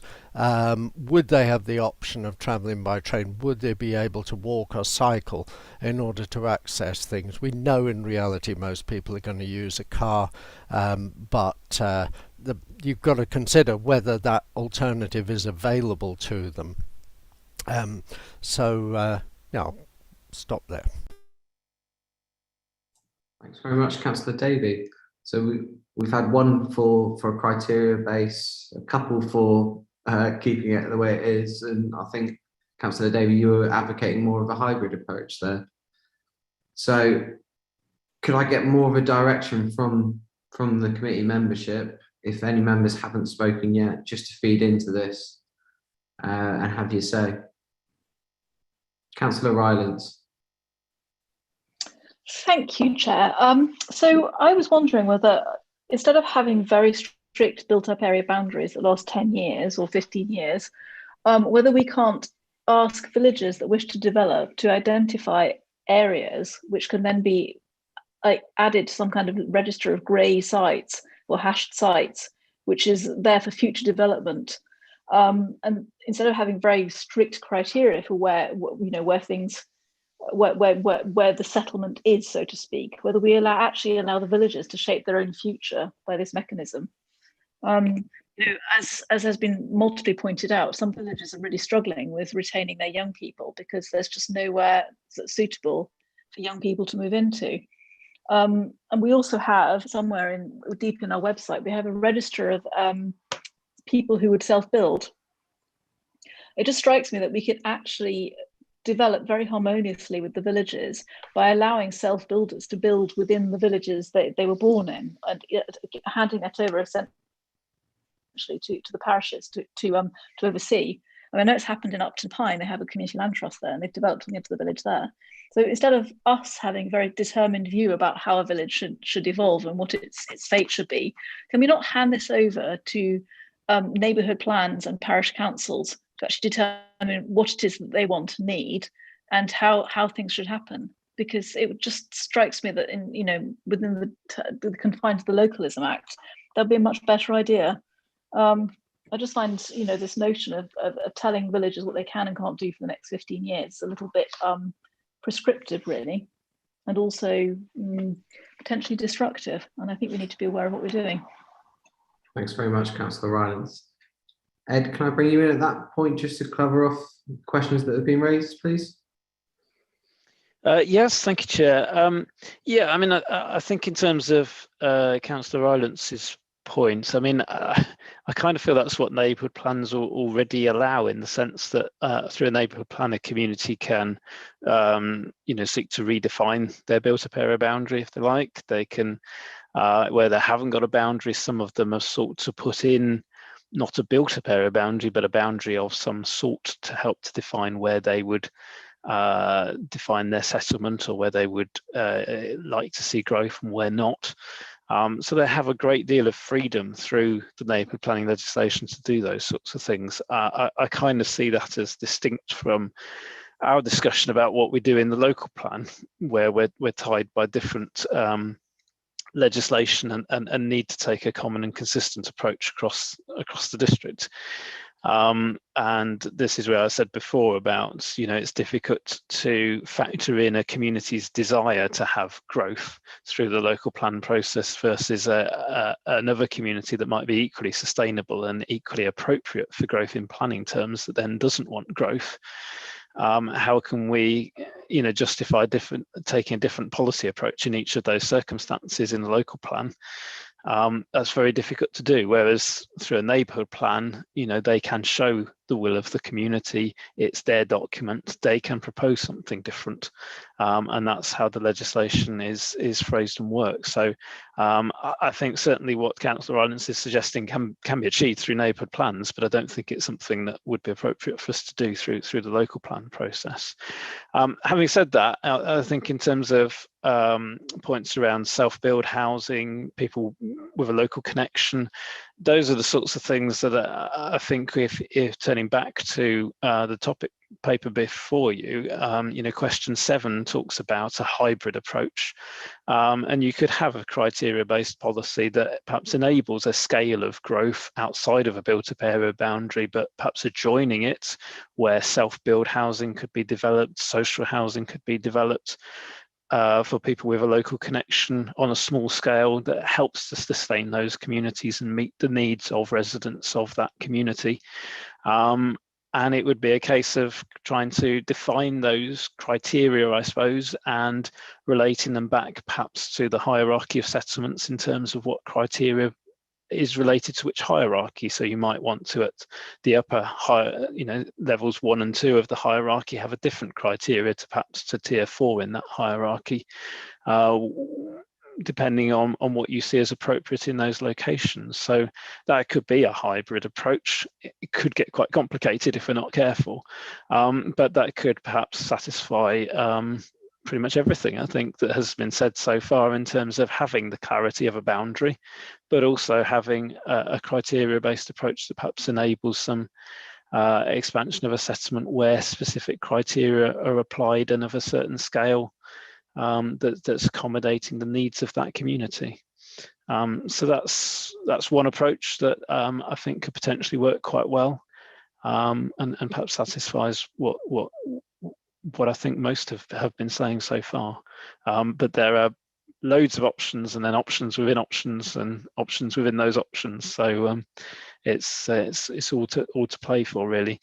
I suppose the other point to reiterate really is the need to be clear about the approach. So if we are drawing boundaries, what the criteria is used to draw those boundaries, because that then makes drawing them so much easier, but much less controversial. If everybody's agreed on the criteria that we're using, then drawing the boundaries becomes simple. It's when we don't have everybody signed up to the criteria we're going to use that it then becomes complicated, and we get objections to the boundaries and how they've been drawn. So it's having that approach right from the outset. Thank you, Chair. Thanks very much. Councillor Pratt, we'll go over to you next, please. Thank you, Chair. It's a case of how we prepare the rules on this. By all means, we can keep the built-up boundaries as they are, but we then need to prepare rules where we have exceptions to the rule, if you see what I mean. At the moment, when we're dealing with planning applications, and I'm following on really from what Councillor Davies said, we get to a point where it seems that the planning committee come to a decision that it is only right that a development should take place outside a built-up area, because it seems to be right in the circumstances. And I can give you one example that we dealt with not so long ago, when in Altry St Mary, we had the development at Salston Manor, which is a listed building and a well-known building in Altry, and an important building. And the decision was to build 10 or 15 houses, which would provide funding for the developer to complete the restoration of the Salston Manor, and then complete the apartments which were going to be included in the building. So there's so many different ways that the planning committee seem to work on these issues. But I think it's down to the rules and what we put in them and the exceptions to the rules. So we've got a choice how to deal with this, but at the moment, it's at the discretion of the planning committee, I think, to decide what is right and what is not right. Thank you. Thank you very much, Councillor Pratt. Councillor Howe, over to you. Thank you. What a discussion and subject we've got. I'm going to walk the middle line. I feel I have to.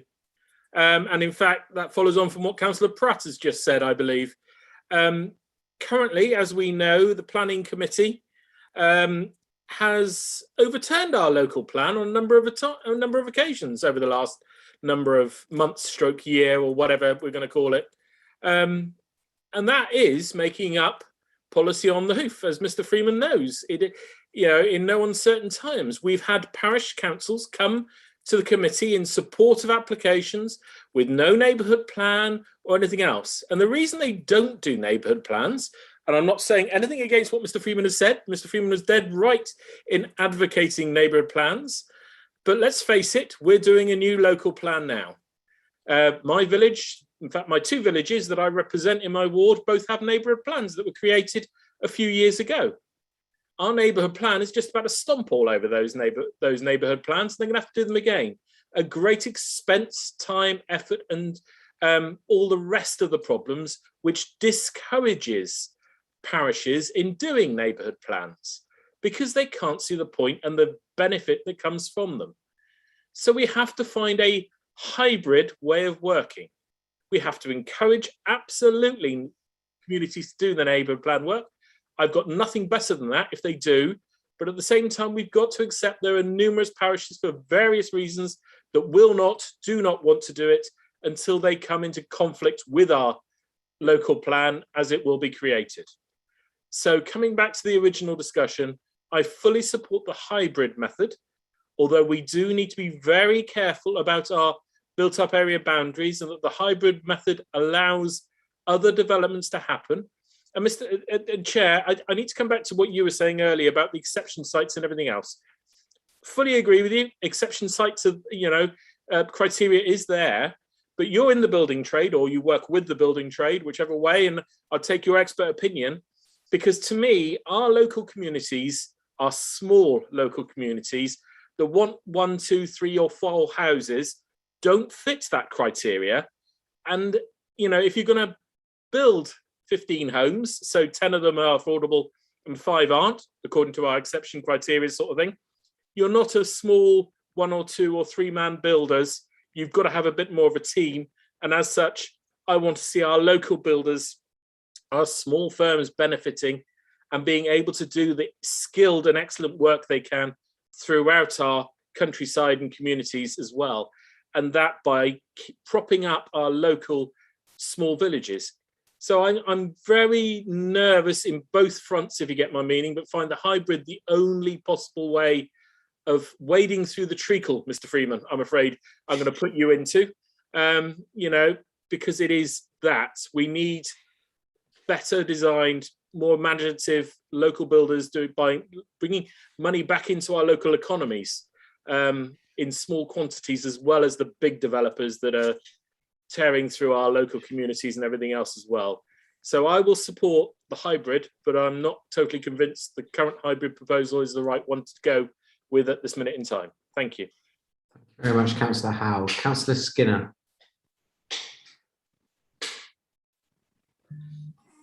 Thank you, Chair. And having another crack of the cherry after everybody has spoken is quite good, really. Yeah, I believe what lots of people have said, I suppose, is advocating back to where we were. I think Councillor Bailey made a suggestion of being slightly against my thought in the way that she obviously felt that I think one of her comments was it may encourage development sprawl. And just listening to the debate, and it's really interesting because I'm with everybody, well, I say with the majority of people here going along with this sort of hybrid. In other words, what I suggested through you, Chair, was talking about there's a new way. We need to be thinking of a new way of doing it. I don't know if we got all the answers here, but there's a new way of doing it. And I'm wondering whether or not when they wanted to talk about lines, that actually there's a line that becomes, if you mind to have a red line, which is quite a big line around the village, is quite big, which is you can't go further than that, but then a sort of a grey line. And I think what Councillor Howe was speaking on and what others have spoken on, Councillor Pratt was also discussing about how, and I sit on the planning committee, is that how some things come forward and you sit there seeing this particular application that's in front of us, and you go, well, common sense prevails to say this only makes proper common sense. And in many applications that we've gone, obviously with a planning committee, you need a process of democracy, through a democratic process of a majority, and that has happened on several occasions, not all occasions, but on several occasions. And I think it's having that way forward that is, and Councillor Howe did point out, I have villages that are very good villages, but they just don't want to do a neighbourhood plan. And as he pointed out, these neighbourhood plans are massive things to do. They're massive projects for people to do. And some villages, some parishes, parish councils, they don't want to take the work on. And they've also seen on times when they could say after all that work, and then the council went and did something or went against the plan or whatever it is, or what was the point of that? So there's many fractions here. And I know it's not easy. We're wading through treacle here. I understand that. But I do very much believe in the flexibility as plans come forward. And there's another aspect. If you do put lines around these things, or you say to a certain village, I mean, might say to Councillor House, let's say for argument's sake, Cliff St Mary, oh, they can have 20 houses. All of a sudden, instead of having 20 houses over what may have been a 20-year period, we seem to get a developer that comes in and wants to do the whole chunk of the 20 houses right away. Well, that's not the principle or the spirit of what we're talking about. And therefore, I do very much believe in the small people. It was talked about just now, I believe, was it Councillor Rylands who suggested about self-build developments as well coming forward. These types of things. This is the sorts of things we need, the flexibility within the planning regime and within our policies to give us the ability to try to get the really good schemes that you can see really make sense, that are very difficult for us to throw a blanket over and say, here's a policy that fits everything, because it never does. And there comes the conjecture and the grey area. So I very much welcome this debate in going on even beyond this committee, I believe, Chair, in how we're going to drill down to this, and how Ed's going to have to, Ed, you've got to go back and come back with something else that's going to work and fit people up. But well, I think what you can get from this particular discussion is that people we all very much want to protect what we've got and protect the countryside in lots of ways, and that's predominantly where we are. But at the same time, the flexibility that when something comes forward, this makes sense to do this. This looks like the right thing in the right place at the right time. And us have the ability to do the right things at the right time, I think is really important. And the support of the parish councils and town councils alike as well in some of the things that they want to do and develop. So I'm really interested. Subject we got here. It's like grabbing the bull by the tail. But having said that, I think it's something we need to really work on and be intensive in how we're going to do this and how we're going to get out the other side, because it's that important. Thank you very much, Councillor Skinner. We'll go to Councillor Ragg in just 1 second. Can I just ask members to start thinking of a possible recommendation for this so that we could give some guidance there? I know that it's not really clear from the recommendations in the report what it's expecting, but whether we could give a steer on which option at least. So I know that there's been a lot of talk on the hybrid option. So if someone could come up with a recommendation and bring that forward in a second, that would be fantastic. Councillor Ragg, over to you. Thank you. Thanks, Chair. Just to follow on from comments made by Councillors Howe and Skinner regarding making policy up on the hoof and going against neighbourhood plans.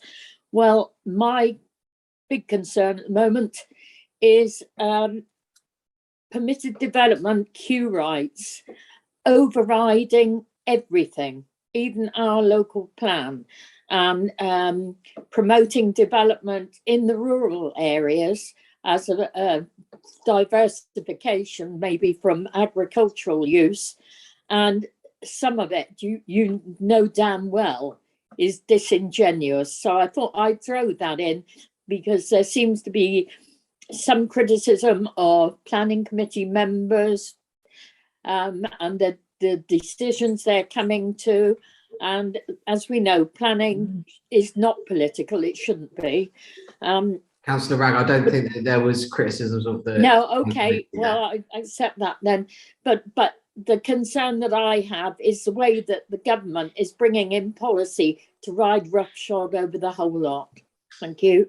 Thank you very much, Councillor Ragg. Councillor Howe, coming back to you. I think, thank you, Chair. You actually covered what I was probably going to say anyway, which was very much there was no criticism of the Planning Committee, but it was a realistic fact that the Planning Committee have granted a number of applications recently, contrary to local plans, well, not neighbourhood plans that I know of, certainly contrary to the local plan. But coming back to Councillor Ragg's point on riding up roughshod, unfortunately, that's what governments can do. And it is not part of our local plan discussion because we can't do anything about it. As such, it's great being reminded about it, but at the same time, not so what, if you get my meaning, but it is, we can't touch it. So it is what it is. Thank you. Thanks very much, Councillor Howard. Councillor Skinner.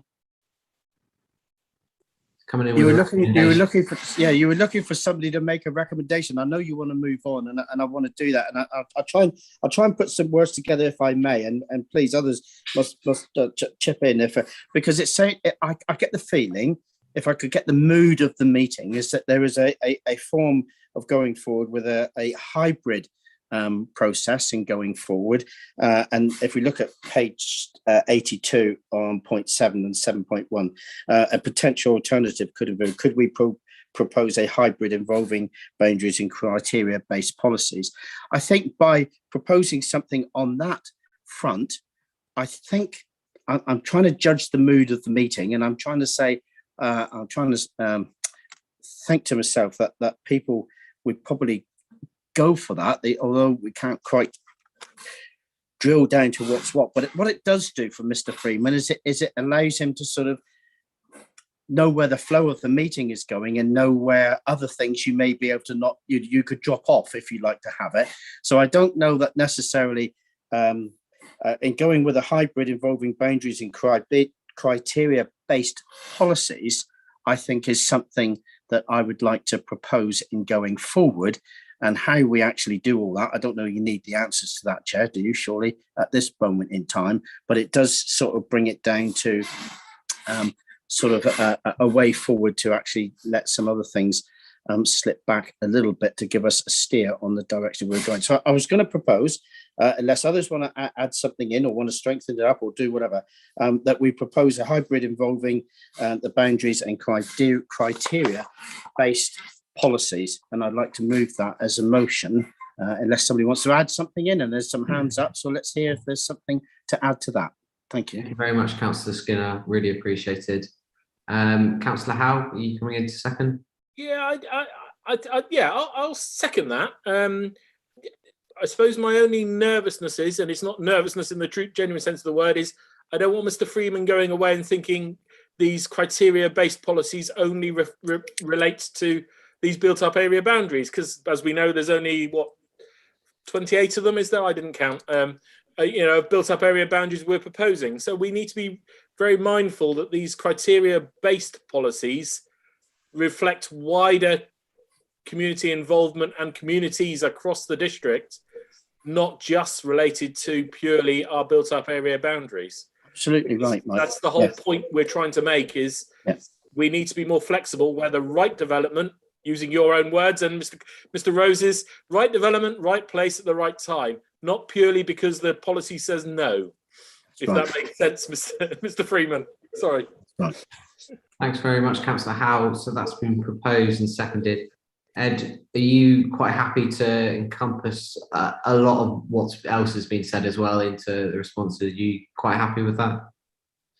Yes, thank you, Chair. Yeah, it's been useful to hear members' thoughts on this. As I said, the intention is to consult with neighbourhood planning groups, town and parish councils, and through our agents forum to get some further views to feed into this work and obviously bring this back. But to have members' initial thoughts is really useful. Thanks, Dad. I would just correct something Councillor Howe said, actually, in that I haven't proposed any built-up area boundaries yet. Thank you, Chair. Thanks very much, Ed. We'll go to Councillor Davey, Councillor Allen, and then I'll ask Mrs. Shaw to take us to summing up. So, Councillor Davey, over to you. Thanks, Chair. While Councillor Skinner and Councillor Howe were speaking, I was writing down some wording that I thought might work, and what I would like to do is ask for a further report So what I've actually written is committee note the report and would ask for a further report setting out options for a criteria-based policy on development adjacent to settlements. So that we may need a definition of settlements, but it would, I'm not specifying built-up area boundaries, just settlements.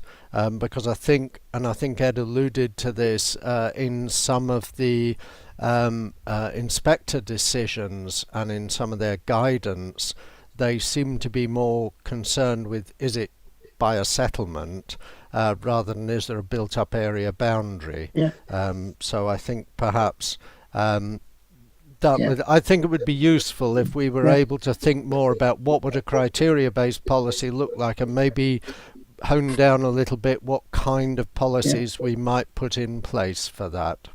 Fantastic. Councillor Davis, thank you. Councillor Skinner, are you happy with that? Yeah, I think it's a very, very sensible approach. And of course, when I was touched earlier on a grey line, coming around, is that to pick up on Councillor Bailey's point, she made a very, very powerful point that she doesn't want to see sprawl. And I don't think any of us do. We don't want 3 fields down the road and one over 3 fields in and one over. That's not what we want. What we want is it's near settlements. What Councillor Davies suggested, I think, is a very sensible approach to add in to what we're suggesting. And it's really good. Thank you. Thanks very much. Councillor Howe, are you happy with that? I knew there's brains somewhere on this committee. I thank Councillor Davey completely. That's brilliant. Thank you. Thank you very much. Councillor Allen, over to you. Yes, I would agree with Councillor Davey and the alteration to the proposal. I do think we need to be very clear on what we're trying to achieve, and a criteria element to the policy would be absolutely ideal. Thank you very much for suggesting it, Ollie. Thanks very much, Councillor Allen. Councillor Davey, can you just send your wording over to Mrs. Shaw just for confirmation purposes? I think that would be really helpful. And then Mrs. Shaw, it's over to you.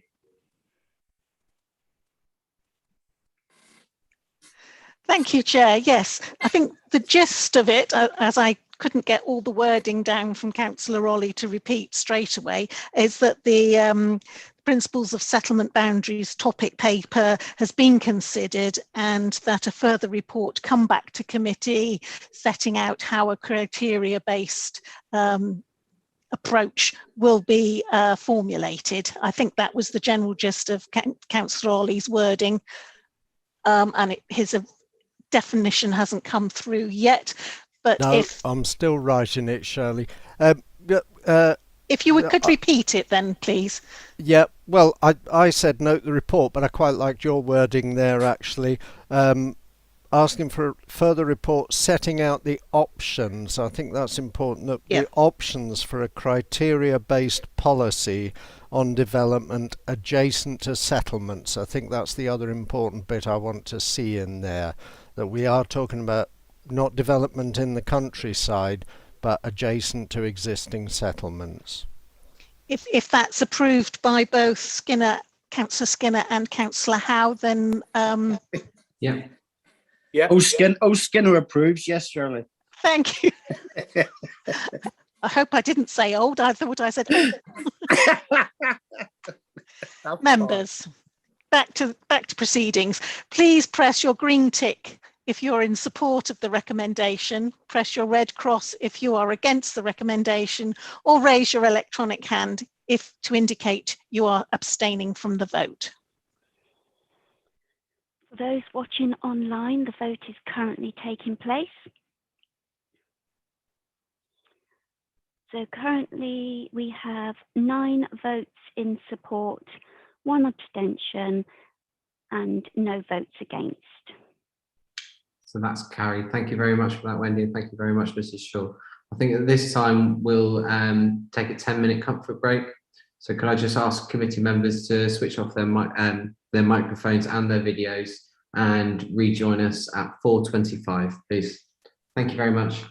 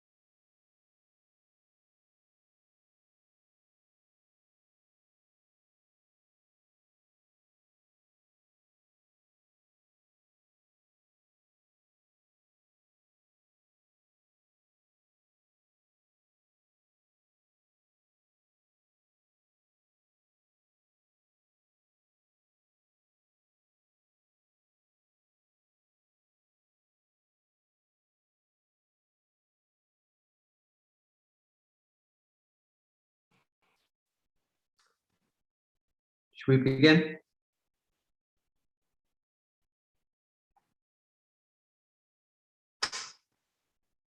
Thank you very much. Welcome back, everybody. We move on to agenda item 9. It's the importance of health considerations in the preparations of and contents of the new local plan. And it's over to Ed Freeman to present his report. Over to you, Ed. Thank you, Chair. Excuse me. So this is the latest in a series of topic papers we committed to bring to members at the start of the year on key topics that are impacting on the local plan and its preparation. In terms of health, I mean, I think this is clearly a key area that's taken on a great deal more importance over the last year, 18 months, for obvious reasons. I mean, I think people have been rediscovering the natural environment near where they live, realising the importance of the built environment around them a lot more, and the impact that that has on their health and well-being, not just in terms of what's outside their front door, but also the home that they live in and the space that that gives them. And to some extent the quality of that space as well. And those are real issues that impact on both the physical and mental health of people that have proved to be really important and the really big issues that we need to tackle through this local plan and address. And so I think this report is really just trying to highlight some of those key issues and give an opportunity for members to give some thought to those issues and how they can impact on the local plan work that we're doing. We touched on some of these issues already today, I think, in terms of walkable neighbourhoods, obviously talking about that in terms of the settlement hierarchy. And I think that's a really important aspect that planning can really influence in terms of ensuring that neighbourhoods are well designed, walkable spaces where people can access services and facilities, and they can also be social spaces as well, where people can congregate, but also just meet people in accessing those services, facilities, and going around their daily lives. Public transport also has a key role to play in terms of accessing facilities further afield. And as I said, the quality of new buildings is a key issue there. I think in a previous meeting, there's been discussions around obviously the need to address energy efficiency and try and deliver low carbon, if not zero carbon, developments through the new local plan. But there's about issues there about space standards and ensuring that we're delivering homes that meet the needs of people on a day-to-day basis in terms of the spaces that we're delivering inside homes. So that's another area that we're looking at, and it's something that we're sought to pilot through the Cranbrook plan, which is in an ongoing examination. But for those that don't know, the Cranbrook plan includes the nationally prescribed space standards to be applied at Cranbrook, and we hope that we can successfully get those included at Cranbrook and use that as a basis to roll that out potentially through the new local plan for the wider district. So there's a whole array of issues covered in this report. It'd be interesting to hear members' views about particularly key priorities that they see moving forward that we need to pay regard to. As I say, I've highlighted a number of the ones that are sort of high on our radar in terms of work that's ongoing and that we're doing. But certainly if you think there are key issues that we've missed or not covered, then do please say so, and we can make sure that those are factored into our thinking and taken forward. Thank you, Chair. Thank you very much, Ed. We start outside of committee and we go to Councillor Paul Miller. Over to you. Thanks, Chair, and hello, everybody.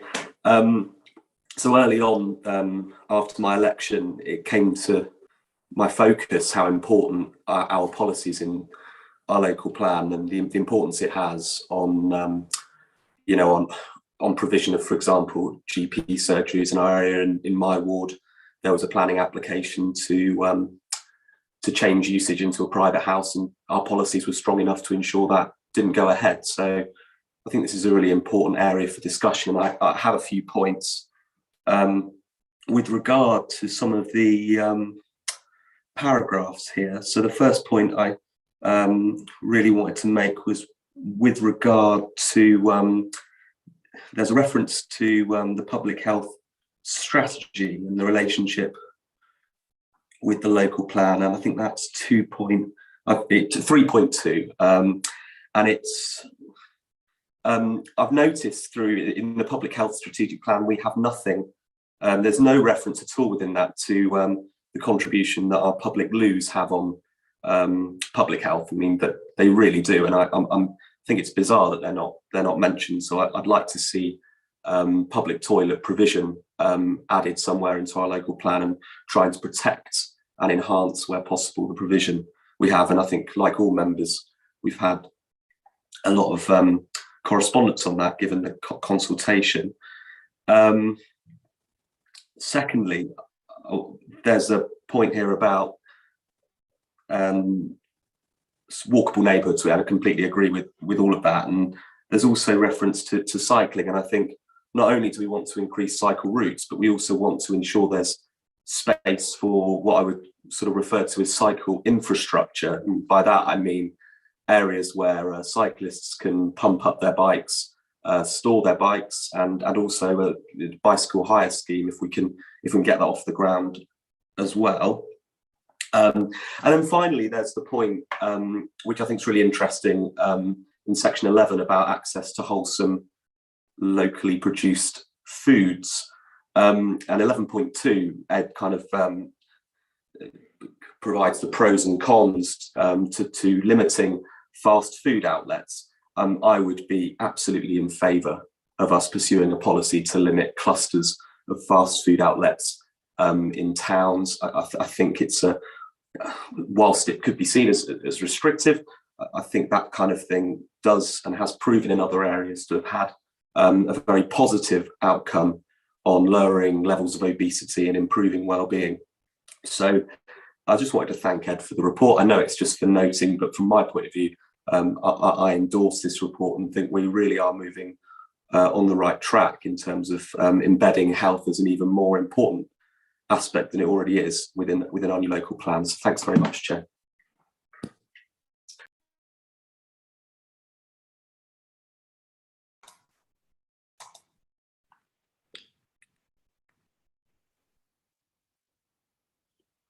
Chair, are you on mute? No? Apologies. Oh, yes, I was on mute. We go to, thank you very much, Councillor Miller. We now go to Councillor Armstrong. Over to you, please.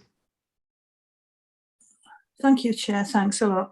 Yeah, it's just through you. I just wanted to check with Ed. I hadn't seen it myself, but I'm thinking about the poverty strategy, which has only recently been approved as a council policy, and I couldn't see any reference to it anywhere. I haven't got any, well, I've got a couple of things that I just wanted to point out about it, but I just wondered, first of all, from Ed, whether he feels whether it's relevant for the poverty strategy to be mentioned in this report. And I was looking particularly at 8.1, about the energy efficiency, because that's something obviously that the poverty strategy is very keen on addressing, is already being addressed by certain teams in the council. And as the strategy is a cross-cutting policy across all our council departments, I just wonder what his thoughts are about just at least mentioning it, and so that it sort of raises the profile that is a really important policy that we have. I would say that because I chair the poverty strategy, I know, but I really think if he thought it appropriate, obviously if it's not appropriate to put it in here, then I'll take that. But I'd just like his comments, please. Thank you. And also, oh, sorry, could I also just add that I agree with Councillor Miller about the fast food 11.2, about the limiting of that, if that was possible. Yeah, I'm sure there are lots of other things I could refer to as well, but I'll leave it at that for now. Thank you. Thanks very much, Councillor Armstrong. Ed, can I come to you at that point just to cover off those? Thank you. Yes, thank you, Chair. Yes, so Yeah, I'm sorry it doesn't refer to the poverty strategy. I think it's one of those things, health and wellbeing cuts across almost everything. So we could have referred to, no doubt, every policy we have as a council somewhere in here. So it wasn't intentional not to refer to the poverty strategy. I think it's just, we could have ended up with a report that just endlessly referred to various policies and strategies. And so we just picked out a couple of particular ones where they perhaps weren't as prominent to members might not be aware of them. Obviously, I think members are all aware of the poverty strategy, and clearly we will take on board and incorporate the key policies and strategy within that where appropriate in terms of the local plan and move forward with the relevant areas in terms of preparation of the plan. So don't worry about that. We will have due regard to the poverty strategy. Thank you, Ed. Just Chair, it's just only because it's recently approved as a policy. I think that's really the point, that people may not be fully aware that it's actually been approved now. But thank you, yeah, appreciate that. Yeah. Thanks very much, Councillor Armstrong. Sorry, back to you.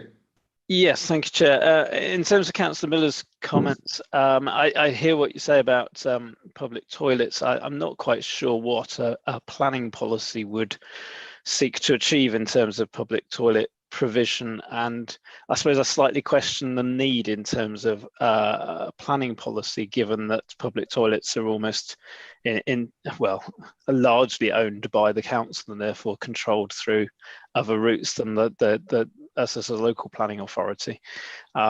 So happy to take that away and give some thought to that, because there probably are some facilities that are not controlled by the council, but I suspect as a planning policy, if we were seeking to put in planning policies that were largely seeking to control our own assets, then there could be a question about whether or not that's necessary, which is one of the tests any policies we put forward through the local plan would have to meet, is to whether or not it's necessary to have a policy to seek to do that when we would have complete control over our own assets as a council anyway. But I can give some thought to that. The other thing I was just going to pick up on was the fast food outlets issue that both speakers so far have raised. I suppose I'm interested to have members' views on the importance of that in the current climate, I suppose, because I think a number of local authorities have incorporated policies to that extent and sought to limit the number of fast food outlets in particular locations. With some success in recent years. I suppose part of my feeling is with the growth of online delivery services as to whether or not the geographical location of actual outlets actually has that as much bearing on the health and well-being aspects of that as it perhaps used to in years gone by. Just be interested to hear members' views on that. I don't have any strong views either way. Happy to incorporate that in our work and look at policies with our environmental health colleagues. But I suppose I did have the fault, and I know colleagues have, in terms of whether or not the world's moved on with online delivery services, that perhaps that isn't as significant a factor in people's choices, I suppose, as it would otherwise have been. Given how easily accessible it is just by sitting on your sofa and ordering something online. But interested to have members' views on that. Thank you, Chair. Thanks very much, Ed. Councillor Arnott, over to you, please. Thank you, Chair. I'll be brief. This is a really thoughtful, excellent report. It's wonderful to have it in there as a filter for us to look through. I suppose there's a slight worry. Is it a hostage to fortune? It's extremely aspirational. Will somebody, let's say, for example, a development comes forward and it can't provide on 1.5 access to high quality education, training and employment? Is that going to be something that campaigners will come in and say, we can't do this here because none of those things are present? So I'm playing devil's advocate there. I'm just sort of saying, speaking personally, whilst I sympathise with what Councillor Miller has said about fast food clusters, although I suspect, certainly in my case, and I imagine in his, there's a degree of hypocrisy in that. So I think both of us have enjoyed these outlets in the past and indeed in the present. I would be unusually libertarian for me there. I'm afraid I think to a certain extent the market has to decide that. And I'm always reminded of the Jamie's School Dinners programme you may have seen.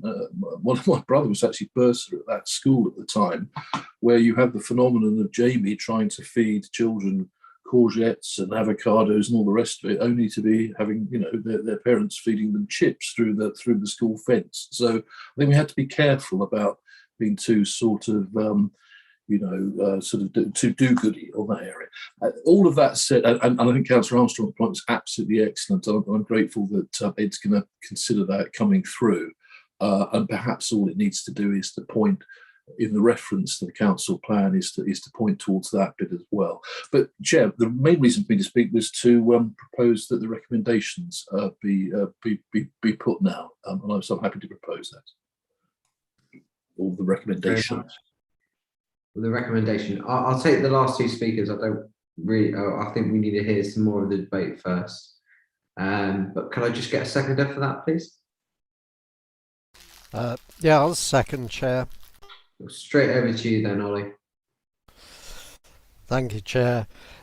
Yeah, I like Councillor Rana, I absolutely welcome this report, and I particularly welcome the focus on the health benefits of active travel, because I think often, I know in the Green Party we're always talking about the sustainability aspects and we don't pay enough attention to the health aspects, and sometimes when I see people prizing themselves out of their cars, you know, I think, well, actually, you know, there would be great benefits to you as well in getting on a bike more often. On the back of my car, it doesn't say it, but it should. I'd rather be on my bike, because it's true. I get a feeling of well-being from being on a bike that I just don't get from being in a car. I definitely think there are mental health aspects to active travel as well as physical. And I forgot to say, but I absolutely welcomed the previous report, which I think the author was Linda Renshaw, and I wanted to pay tribute to that because I thought that was a really thoughtful report as well. And what a nice opportunity in strategic planning that we don't seem to have had so often to actually really discuss the options. And maybe it's because we're revising the local plan that we've got this opportunity to kind of really open things up and talk about them, which is great. I mean, sadly, there is a kind of vicious cycle which occurred to me earlier when we were talking about dark country lanes and so on, or the difficulty of getting from Clis and George down to Darts Farm. The problem is the amount of travel. It's not that the traffic rather. It's not that the road isn't there. If that road was only used by cyclists, it wouldn't be a problem. The problem is for the poor old cyclist, and I experience this on a daily basis, getting across the traffic. And I must say I'm very cautious about that. But I used to find this with children who don't walk to school. You ask the parent, well, you know, why doesn't the kid walk to school? Oh, I couldn't possibly let them out on the road with all the traffic there is, especially around the time of the schools going in, and it's all the parents driving their kids to school. So we do have this vicious cycle that we somehow have to break. You know, I think it's a shame that so many of the government initiatives during the pandemic to encourage cycling were then closed off after the event because it was felt, oh, everybody can get back in their cars now and carry on. So some of those temporary cycle lanes that were set up were lost, unfortunately.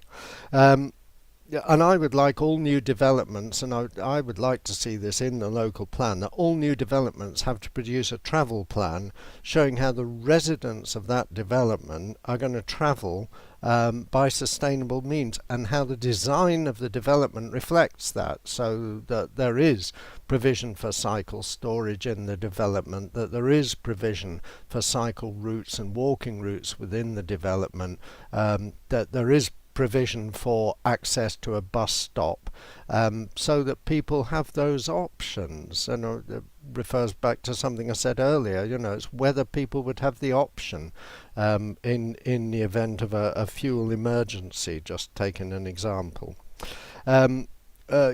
Also, I welcome the focus on green space, and I think we all discovered during the pandemic how utterly important that is, and we need to protect the green space near developments and within developments. It saddened me sometimes that the landscaping in developments is put in very much as an afterthought, and I've often seen comments from a landscape architect saying trees just won't survive here because you haven't allowed enough space that's non-tarmacked around that tree for it to survive. Or, you know, you put a hedge in here, but there's no way that hedge is going to survive because you've allowed far too narrow an area.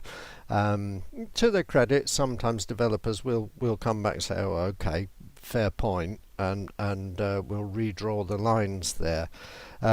And I'm not sure about restricting fast food outlets. You can have a cluster of fast food outlets, but people are only going to use one on a Saturday night when they come out of the pub, and they're not going to visit all five.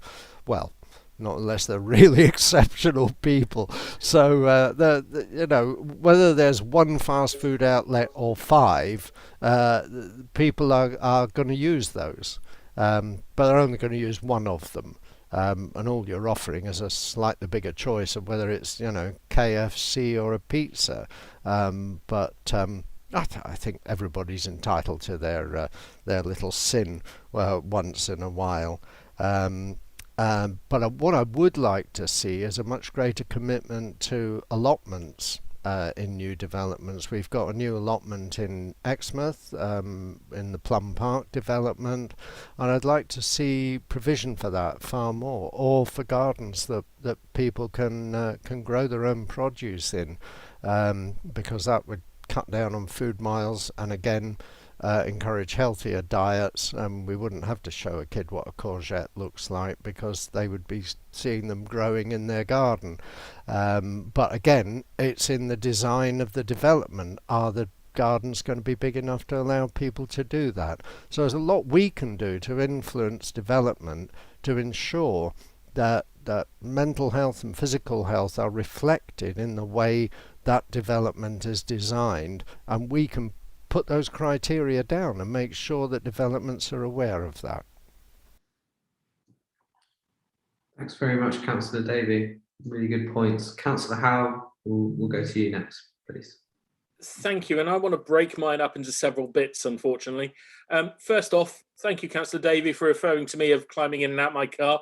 I'd love to get on a bike nowadays. The last time I cycled to Exmouth, only the road was available, and believe me, when I got there, I needed a car to bring me back. So that's that. I want to agree with Councillor Davey. He's picked up a number of the points I wanted to make, actually, on allotments, and that seems to be missing from this. This needs to be in there somewhere. We need more allotments with the built environment, particularly on the larger developments, brought in quicker. And I can think of Cranbrook when we were dealing endlessly with when the allotments would come and when they would come, and they were way too late, and obviously too much housing before they came and all the rest of it. So we do need to get a lower limit before allotments are brought in. And then landscaping. Landscaping in our towns is critical, and Cranbrook, I think, will be lovely when it's finished. It's nice now, and I've got no problems with it. But I still revert to the days when I was working in London. And you go around a corner in London, and there you are in an open square with ancient trees and everything else. And it's virtually everywhere. You end up in a small little park or whatever you want to call them, and they're wonderful. But they're frequent. They're there. The Victorians did an awful lot of good as well as bad. But designing London was one of the things they managed to achieve quite well in many respects. And particularly the small open spaces is one of those that I wish we got a bit more of in our development, not cramming all the housing in without little spaces of air, I want to call them. So there's that out the way. Then I want to come to the actual questions I want to ask Mr. Freeman. And the first one, I suppose, is just another statement. A lot on 7.2 and 7.3 about public transport. I kind of hope we go back to those days. I'm not entirely sure whether we ever will with the pandemic and people wanting to be not go back to the crowded buses and trains they used to, although as much as I support transport in that respect, they've got to respond in a different way, I think, as well. So there's a bit of a challenge there. Technical question, Mr. Freeman, and that is on 8.1. I fully get why we want energy efficient warm homes, etc., provided for members of the community, but I thought that was a building control regs, and I'd love to know, with his building control hat on, how we can influence building control and make it harder and make sure they are Eco 5 or above, or whatever it used to be, the standard, to make sure they're net zero or better, so that people don't end up paying these energy bills. So that is a technical question, Mr. Freeman, because if we can't do it, should we be raising hopes? Because no end of people come to us and say, well, it's one of your policies. And then we turn around and say, well, we can't do anything about it. And that's a contradiction in terms. I'd rather we were honest with people. And the last one, and this comes back to the proposer and seconder, because I do ask their indulgence to add a line, and that is in 9.1, where we've got air quality and adverse health impacts arising. Now, this talks strangely about pollution, from burning coal, gas and everything else. It doesn't talk about smell. And unfortunately, smell can be extremely harmful to residents when they have an unsociable neighbour, I suppose is the best way to put it. And we should never be placing housing, obviously, next to an unsociable neighbour, and we shouldn't be letting an unsociable neighbour move into a housing area. So we do need that strengthening up there, and smell, I do believe, needs to be added into the air quality considerations, because let's face it, if you can't stay in your house and have to go to a hotel for dinner and overnight stay and breakfast because of the smell generated by an industrial action or something else, that is wrong. The fact you've got to close your windows during the summer because of smell is wrong. So I hope, with the indulgence, we can get an answer, Mr. Freeman, on my planning, on my question about building control, and obviously the proposer and seconder, if they would accept that on air quality. Thank you. Thanks very much for that, Councillor Howell. So firstly, we'll cover off the point of the amendment. Councillor Arnott, are you happy with the amendment as listed? I really appreciate it from Councillor Howell. We could use the word olfaction if we want to sound poncy, but let's just call it smell. So yes, from my point of view, obviously don't know about my seconder. I wonder about noise. Is that in there as well? Forgive me if I haven't seen it, but is that in there, Ed? Through you, Chair. I mean, I think there's a wider range of environmental nuisances. I think we'd probably refer to them as smell, noise, vibration, potential fly nuisance from farms, and particularly chicken farms can generate those sorts of issues. So yes, I think it's a fair point that there are those wider issues that might not in themselves cause physical health issues, but can certainly be a nuisance and certainly impact on people's mental health. So certainly we need to be mindful of that in terms of how we locate development, and are mindful of those factors, certainly. Thanks very much for that. Councillor Davey, are you happy with the suggested amendment? Absolutely. Yep. Fantastic. Ed, can we just cover off the other questions that Councillor Howell raised, and specifically the technical questions on building control, and then I'll ask Mrs. Shaw to take us to the vote, please. Yes, thank you, Chair. Yes, I think Councillor Howell makes a good point in the sense that I think we're waiting for government guidance really on how we move forward with delivering low carbon development and shift to zero carbon development ultimately. The government launched a consultation, I think 2019 now, on the Future Homes Standard. Still awaiting the outcome of that, I suppose, generally, but the Future Home Standard would have been administered through the building control process, as Councillor Howell rightly says, at which point it would be outside of the planning domain, and we wouldn't need a planning policy fundamentally, which I think many commentators think is probably where it's going to go, and in many respects makes sense, because obviously it's the building control service that would actually go out and ensure that things are delivered and built to the standard. And I know one of the criticisms of having things in planning policies is obviously we can require all of the insulation and improved quality of standards we like, but we won't be going out and doing internal inspections to check that that's. Lost audio on you, Ed. We've lost audio on you.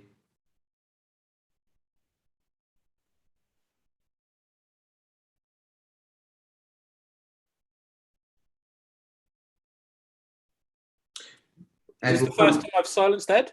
Yeah, I think so. We'll come back to you, Ed. We'll go to Councillor Pratt.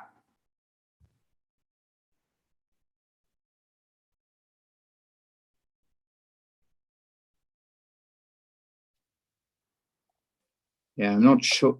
I'm not sure why that yellow hand is up there. Sorry, Chair. No problem at all. Ed seems to have left the meeting, so I think he covered most of his things. We can go back to him after the vote. Mrs. Shaw, can you take us to a vote, please? Yes, members, you have the recommendation that the overall importance of taking health considerations, including environmental nuisances such as smells and noise, into account, and promoting healthy lifestyles through the local plan is endorsed. If you're in support of that motion, that recommendation, please press your green tick. Press your red cross if you're against the recommendation, or raise your electronic hand if to indicate you are abstaining from the vote. For those watching online, the vote is currently underway. Okay, so we have 8 votes in favour, 9 votes in favour, with no abstentions and no votes against. Thanks very much. Welcome back to the meeting, Ed. Is there anything else you wanted to add just before we move on? Are you able to hear me now? Yeah, we can hear you now. Apologies for that. I don't know what happened there. I don't know how much of what I was saying you heard, to be honest, but the general gist was Councillor Howe's correct. The future home standard would put these things into building control, at which point we wouldn't have a planning policy on construction standards in terms of insulation levels, solar panels and things. It would all be done through building control.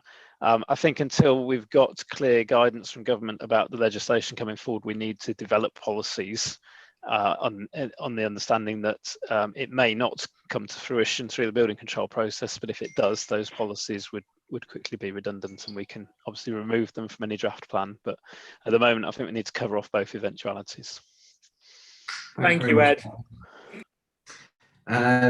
So we move to our final agenda item of the afternoon, which is agenda item 10, evidence collection and potential policy approaches for sport and recreation.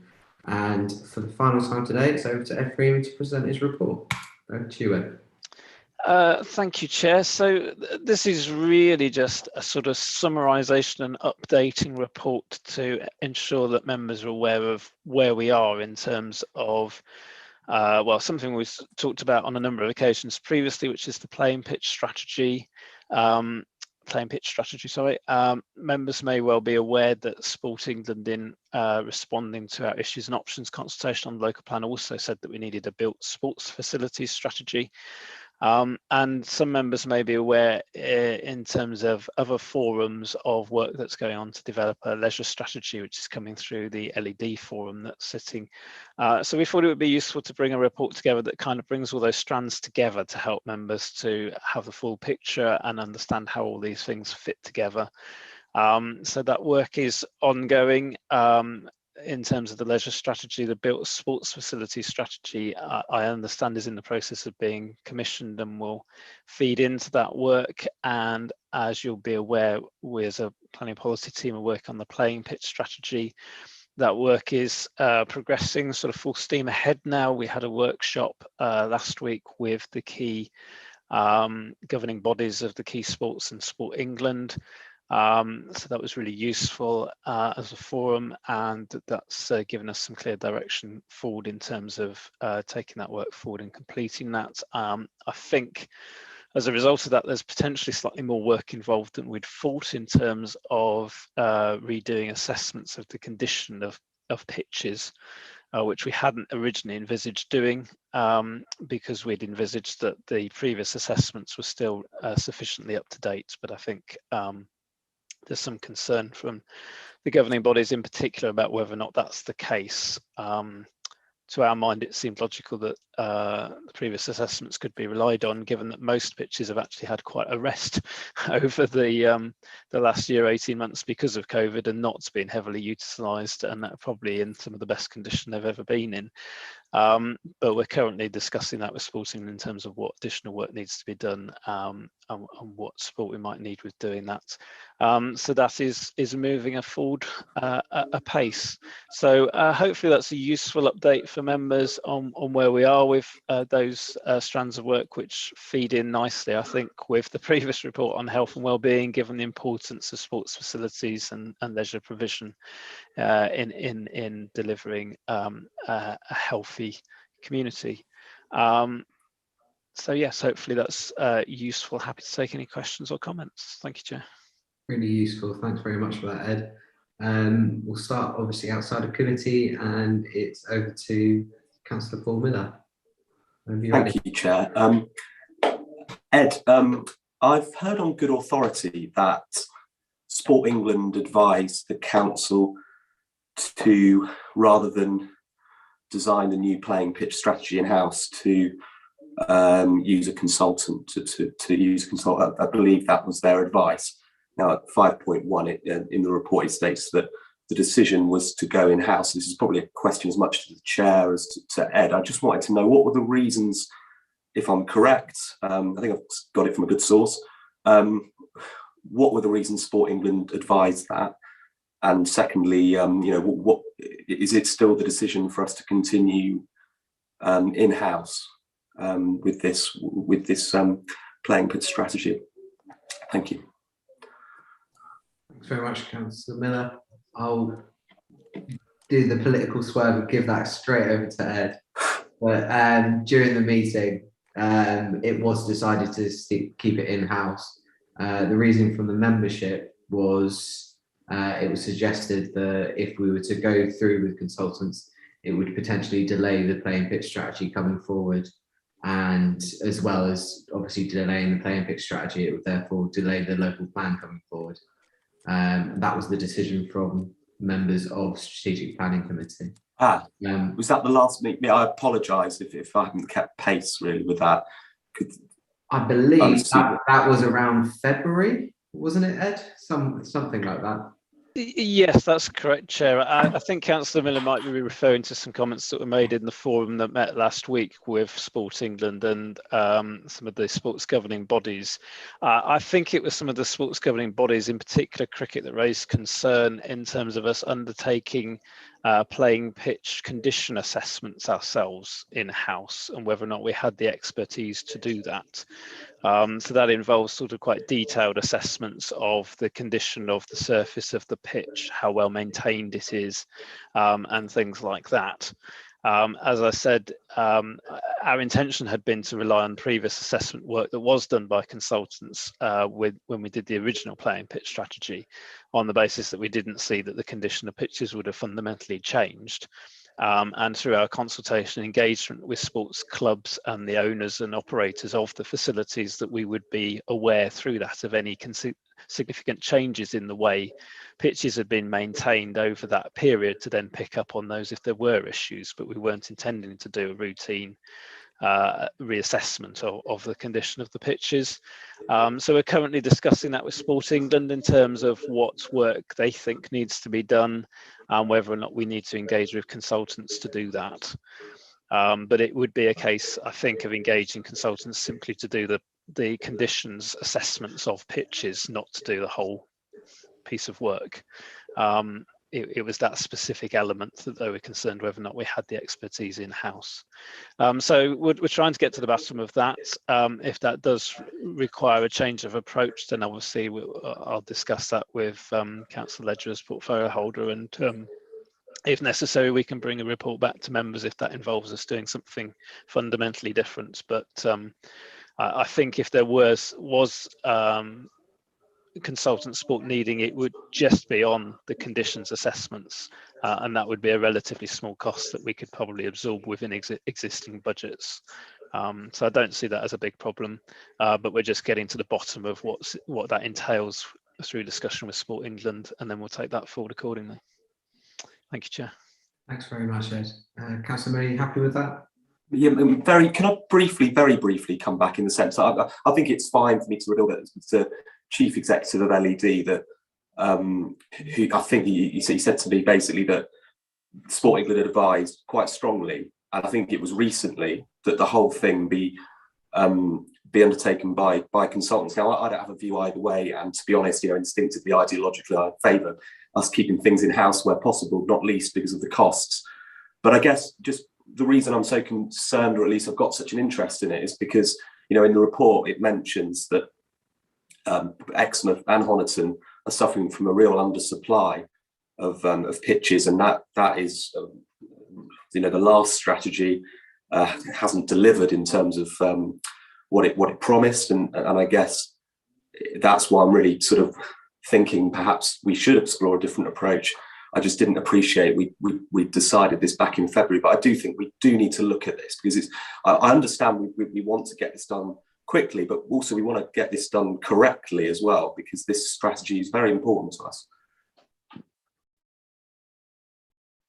think that goes back to maybe a slight frustration of Ed, where although this is a planning policy document, it's not for the planning department to follow it through and to see it through to fruition. It is for other departments within East Devon, as well as local sports groups, to actually realise the vision of it. And we need that community buy-in. We need the buy-in from the other departments at East Devon to realise it. And that's something that we need to really advocate for, be that from myself in the portfolio holder position, or championing it and lobbying it from as members of the council. Councillor Howe, over to you. Thank you, and I ask for committee's help, I suppose is the best way I can put it, and I'll look at Mr. Freeman in particular. My question, I suppose, is when is a sports pitch not a sports pitch? Because you can have sports pitches in existence, as I do know of, but no sports can be played on them because they're constantly being used for events. And that is a real problem I'm beginning to experience. Don't get me, it doesn't happen in LED land or anywhere else. But this is private land owned sports pitches. But now, the cricket clubs and football clubs that want to play on them are always refused because there is constant music festivals and other such things going on them. And licensing are continuously granting TENS licenses, temporary event notices on them. So I have to ask the question, and I ask for the whole committees, wherever you sit as well, if you can help in any other way, and particularly, obviously, Mr. Freeman, with planning at present, when is a sports pitch not a sports pitch? Because if it's laid out as one, but never used as one, where can we go, what can we do, and how can we prevent it happening in the future? Otherwise, I like the report. Thanks very much, Councillor Howe. Ed, do you think you can answer that riddle? I'll try. Thank you, Chair. Fundamentally, I think a playing pitch is defined as something that is laid out and capable of being used as a playing pitch. The problem is, obviously, a number of the playing pitches we're assessing through the strategy are not in our ownership or control. And so private landowners may well make use of them for other purposes as well. And I know the site that Councillor Howe was alluding to and the issues that he's had there, and the difficulty there, if I recall, is that obviously there's permitted development rights to use land for temporary events, usually 28 days, but now extended to 56 days because of the pandemic, which enables land like those sports pitches to be used for temporary events, subject to things like a temporary events license from licensing. And so that has been happening on that particular site, which is unfortunate that it's taken it out of available use for clubs who wanted to use it for its intended purpose.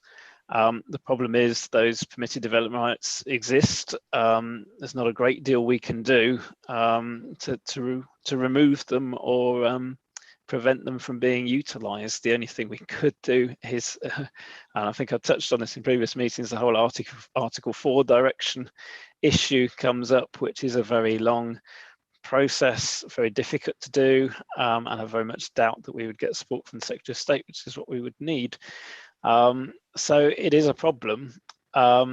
I'm not sure whether or not the legislation is going to revert back to it only being 28 days in future. That was a temporary thing. So it'll be interesting to see what happens with that, because that might help. But other than that, I'm not sure there's anything we can do, because this is, again, central government legislation on permitted development rights over which we have no say. Thank you for that, Ed. And I wasn't having a go at you, obviously. It's great to hear. And I'm just trying to think of the future. I know we can't change the past in particular, but if you're saying we can't change the future either, then I suppose I asked Chair, I'm happy to accept the strategy set out in front of us, and I'd propose that we accept that. But can I go with a proviso that we seek scrutiny, ask scrutiny to look into this effect? And whether we can then write a letter to Secretaries of States, for licensing and planning to overcome this future problem that I suspect will grow in time. Because it is just wrong. And if it stays at 56 days, most sports only play at weekends. In fact, nearly all sports only play at weekends. You take, 56 weekends, it doesn't work, does it? Let's just say that sports pitch, although lovely lined out, you ain't going to get anyone ever playing on it. So I do think there is an issue, and I do ask for committee's indulgence in this, because I do think our playing pitch strategy is best wills, best efforts, best and everything else, but it's sorely wrong if we've instantly got two football pitches and a cricket pitch you can never play on. It says we've got them, but if you can't play on, it makes the shortage even worse, if you get my meaning. So we need something, but I really would appreciate help if we can get scrutiny or overview. I'm not entirely sure. I'll look at legal to work out which way it should go. I think it's scrutiny, to see if there is a way forward of writing letters. Even the leader, if you're still here, sir, whether we can get cross-political assistance in making this a point, I suppose is the best way we can put it. Thank you ever so much. Thanks very much, Councillor Howe. You've got Councillor Miller licking his lips already at the thought there. Could I please get a seconder for that?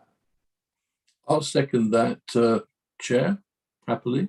Thank you, Councillor Arnott. As a seconder, you can have your speech now. Yeah, so really, I don't know the specific case that Councillor Howe is talking about, but I can imagine it. And just to preface it, this is a good report, and it's extremely difficult. If I just look at the Axe Valley, we have, if you look at Axminster, you have Cloakham Lawns, that's a charity looking after one set of pitches. You have the football club, another.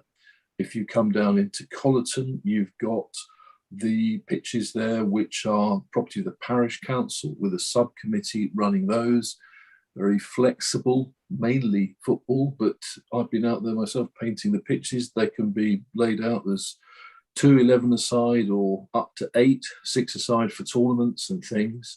Then if you go down into Seaton, then again that's a football club where that's on our land, and they run that and maintain it and everything.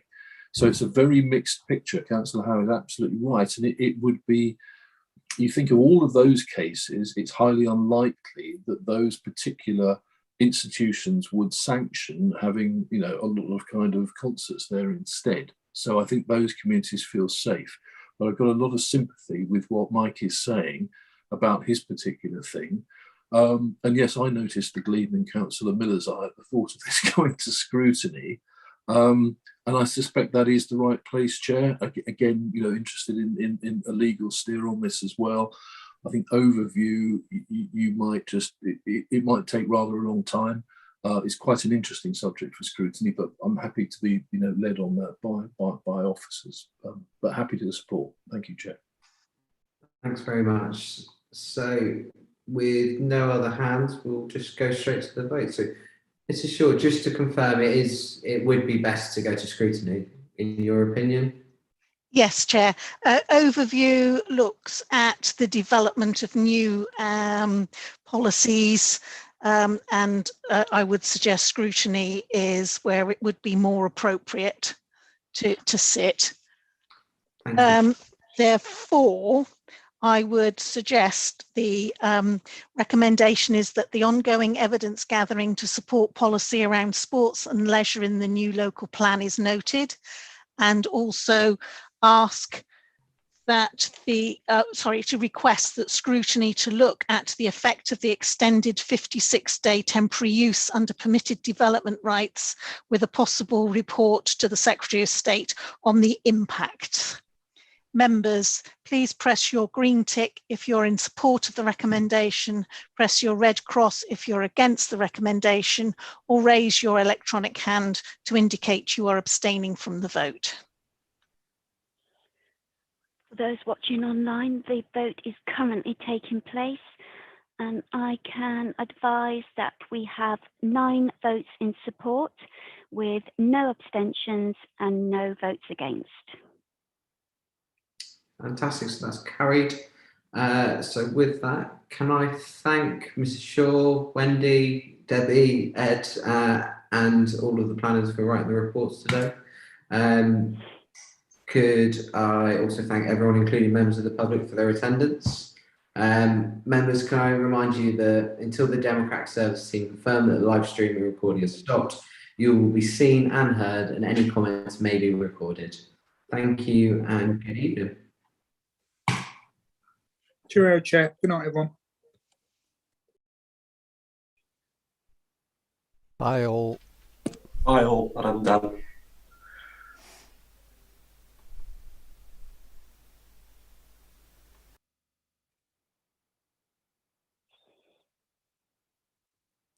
Thank you, everybody. Thanks all. Everyone gone. They've all gone. Thanks, Ed. It's just you. And sorry, Wendy. Sorry, I haven't stopped the live stream yet. I'm having problems. Oh, we better shut up then. Yeah. Cheers. Cheers all. Bye. I am. Come on.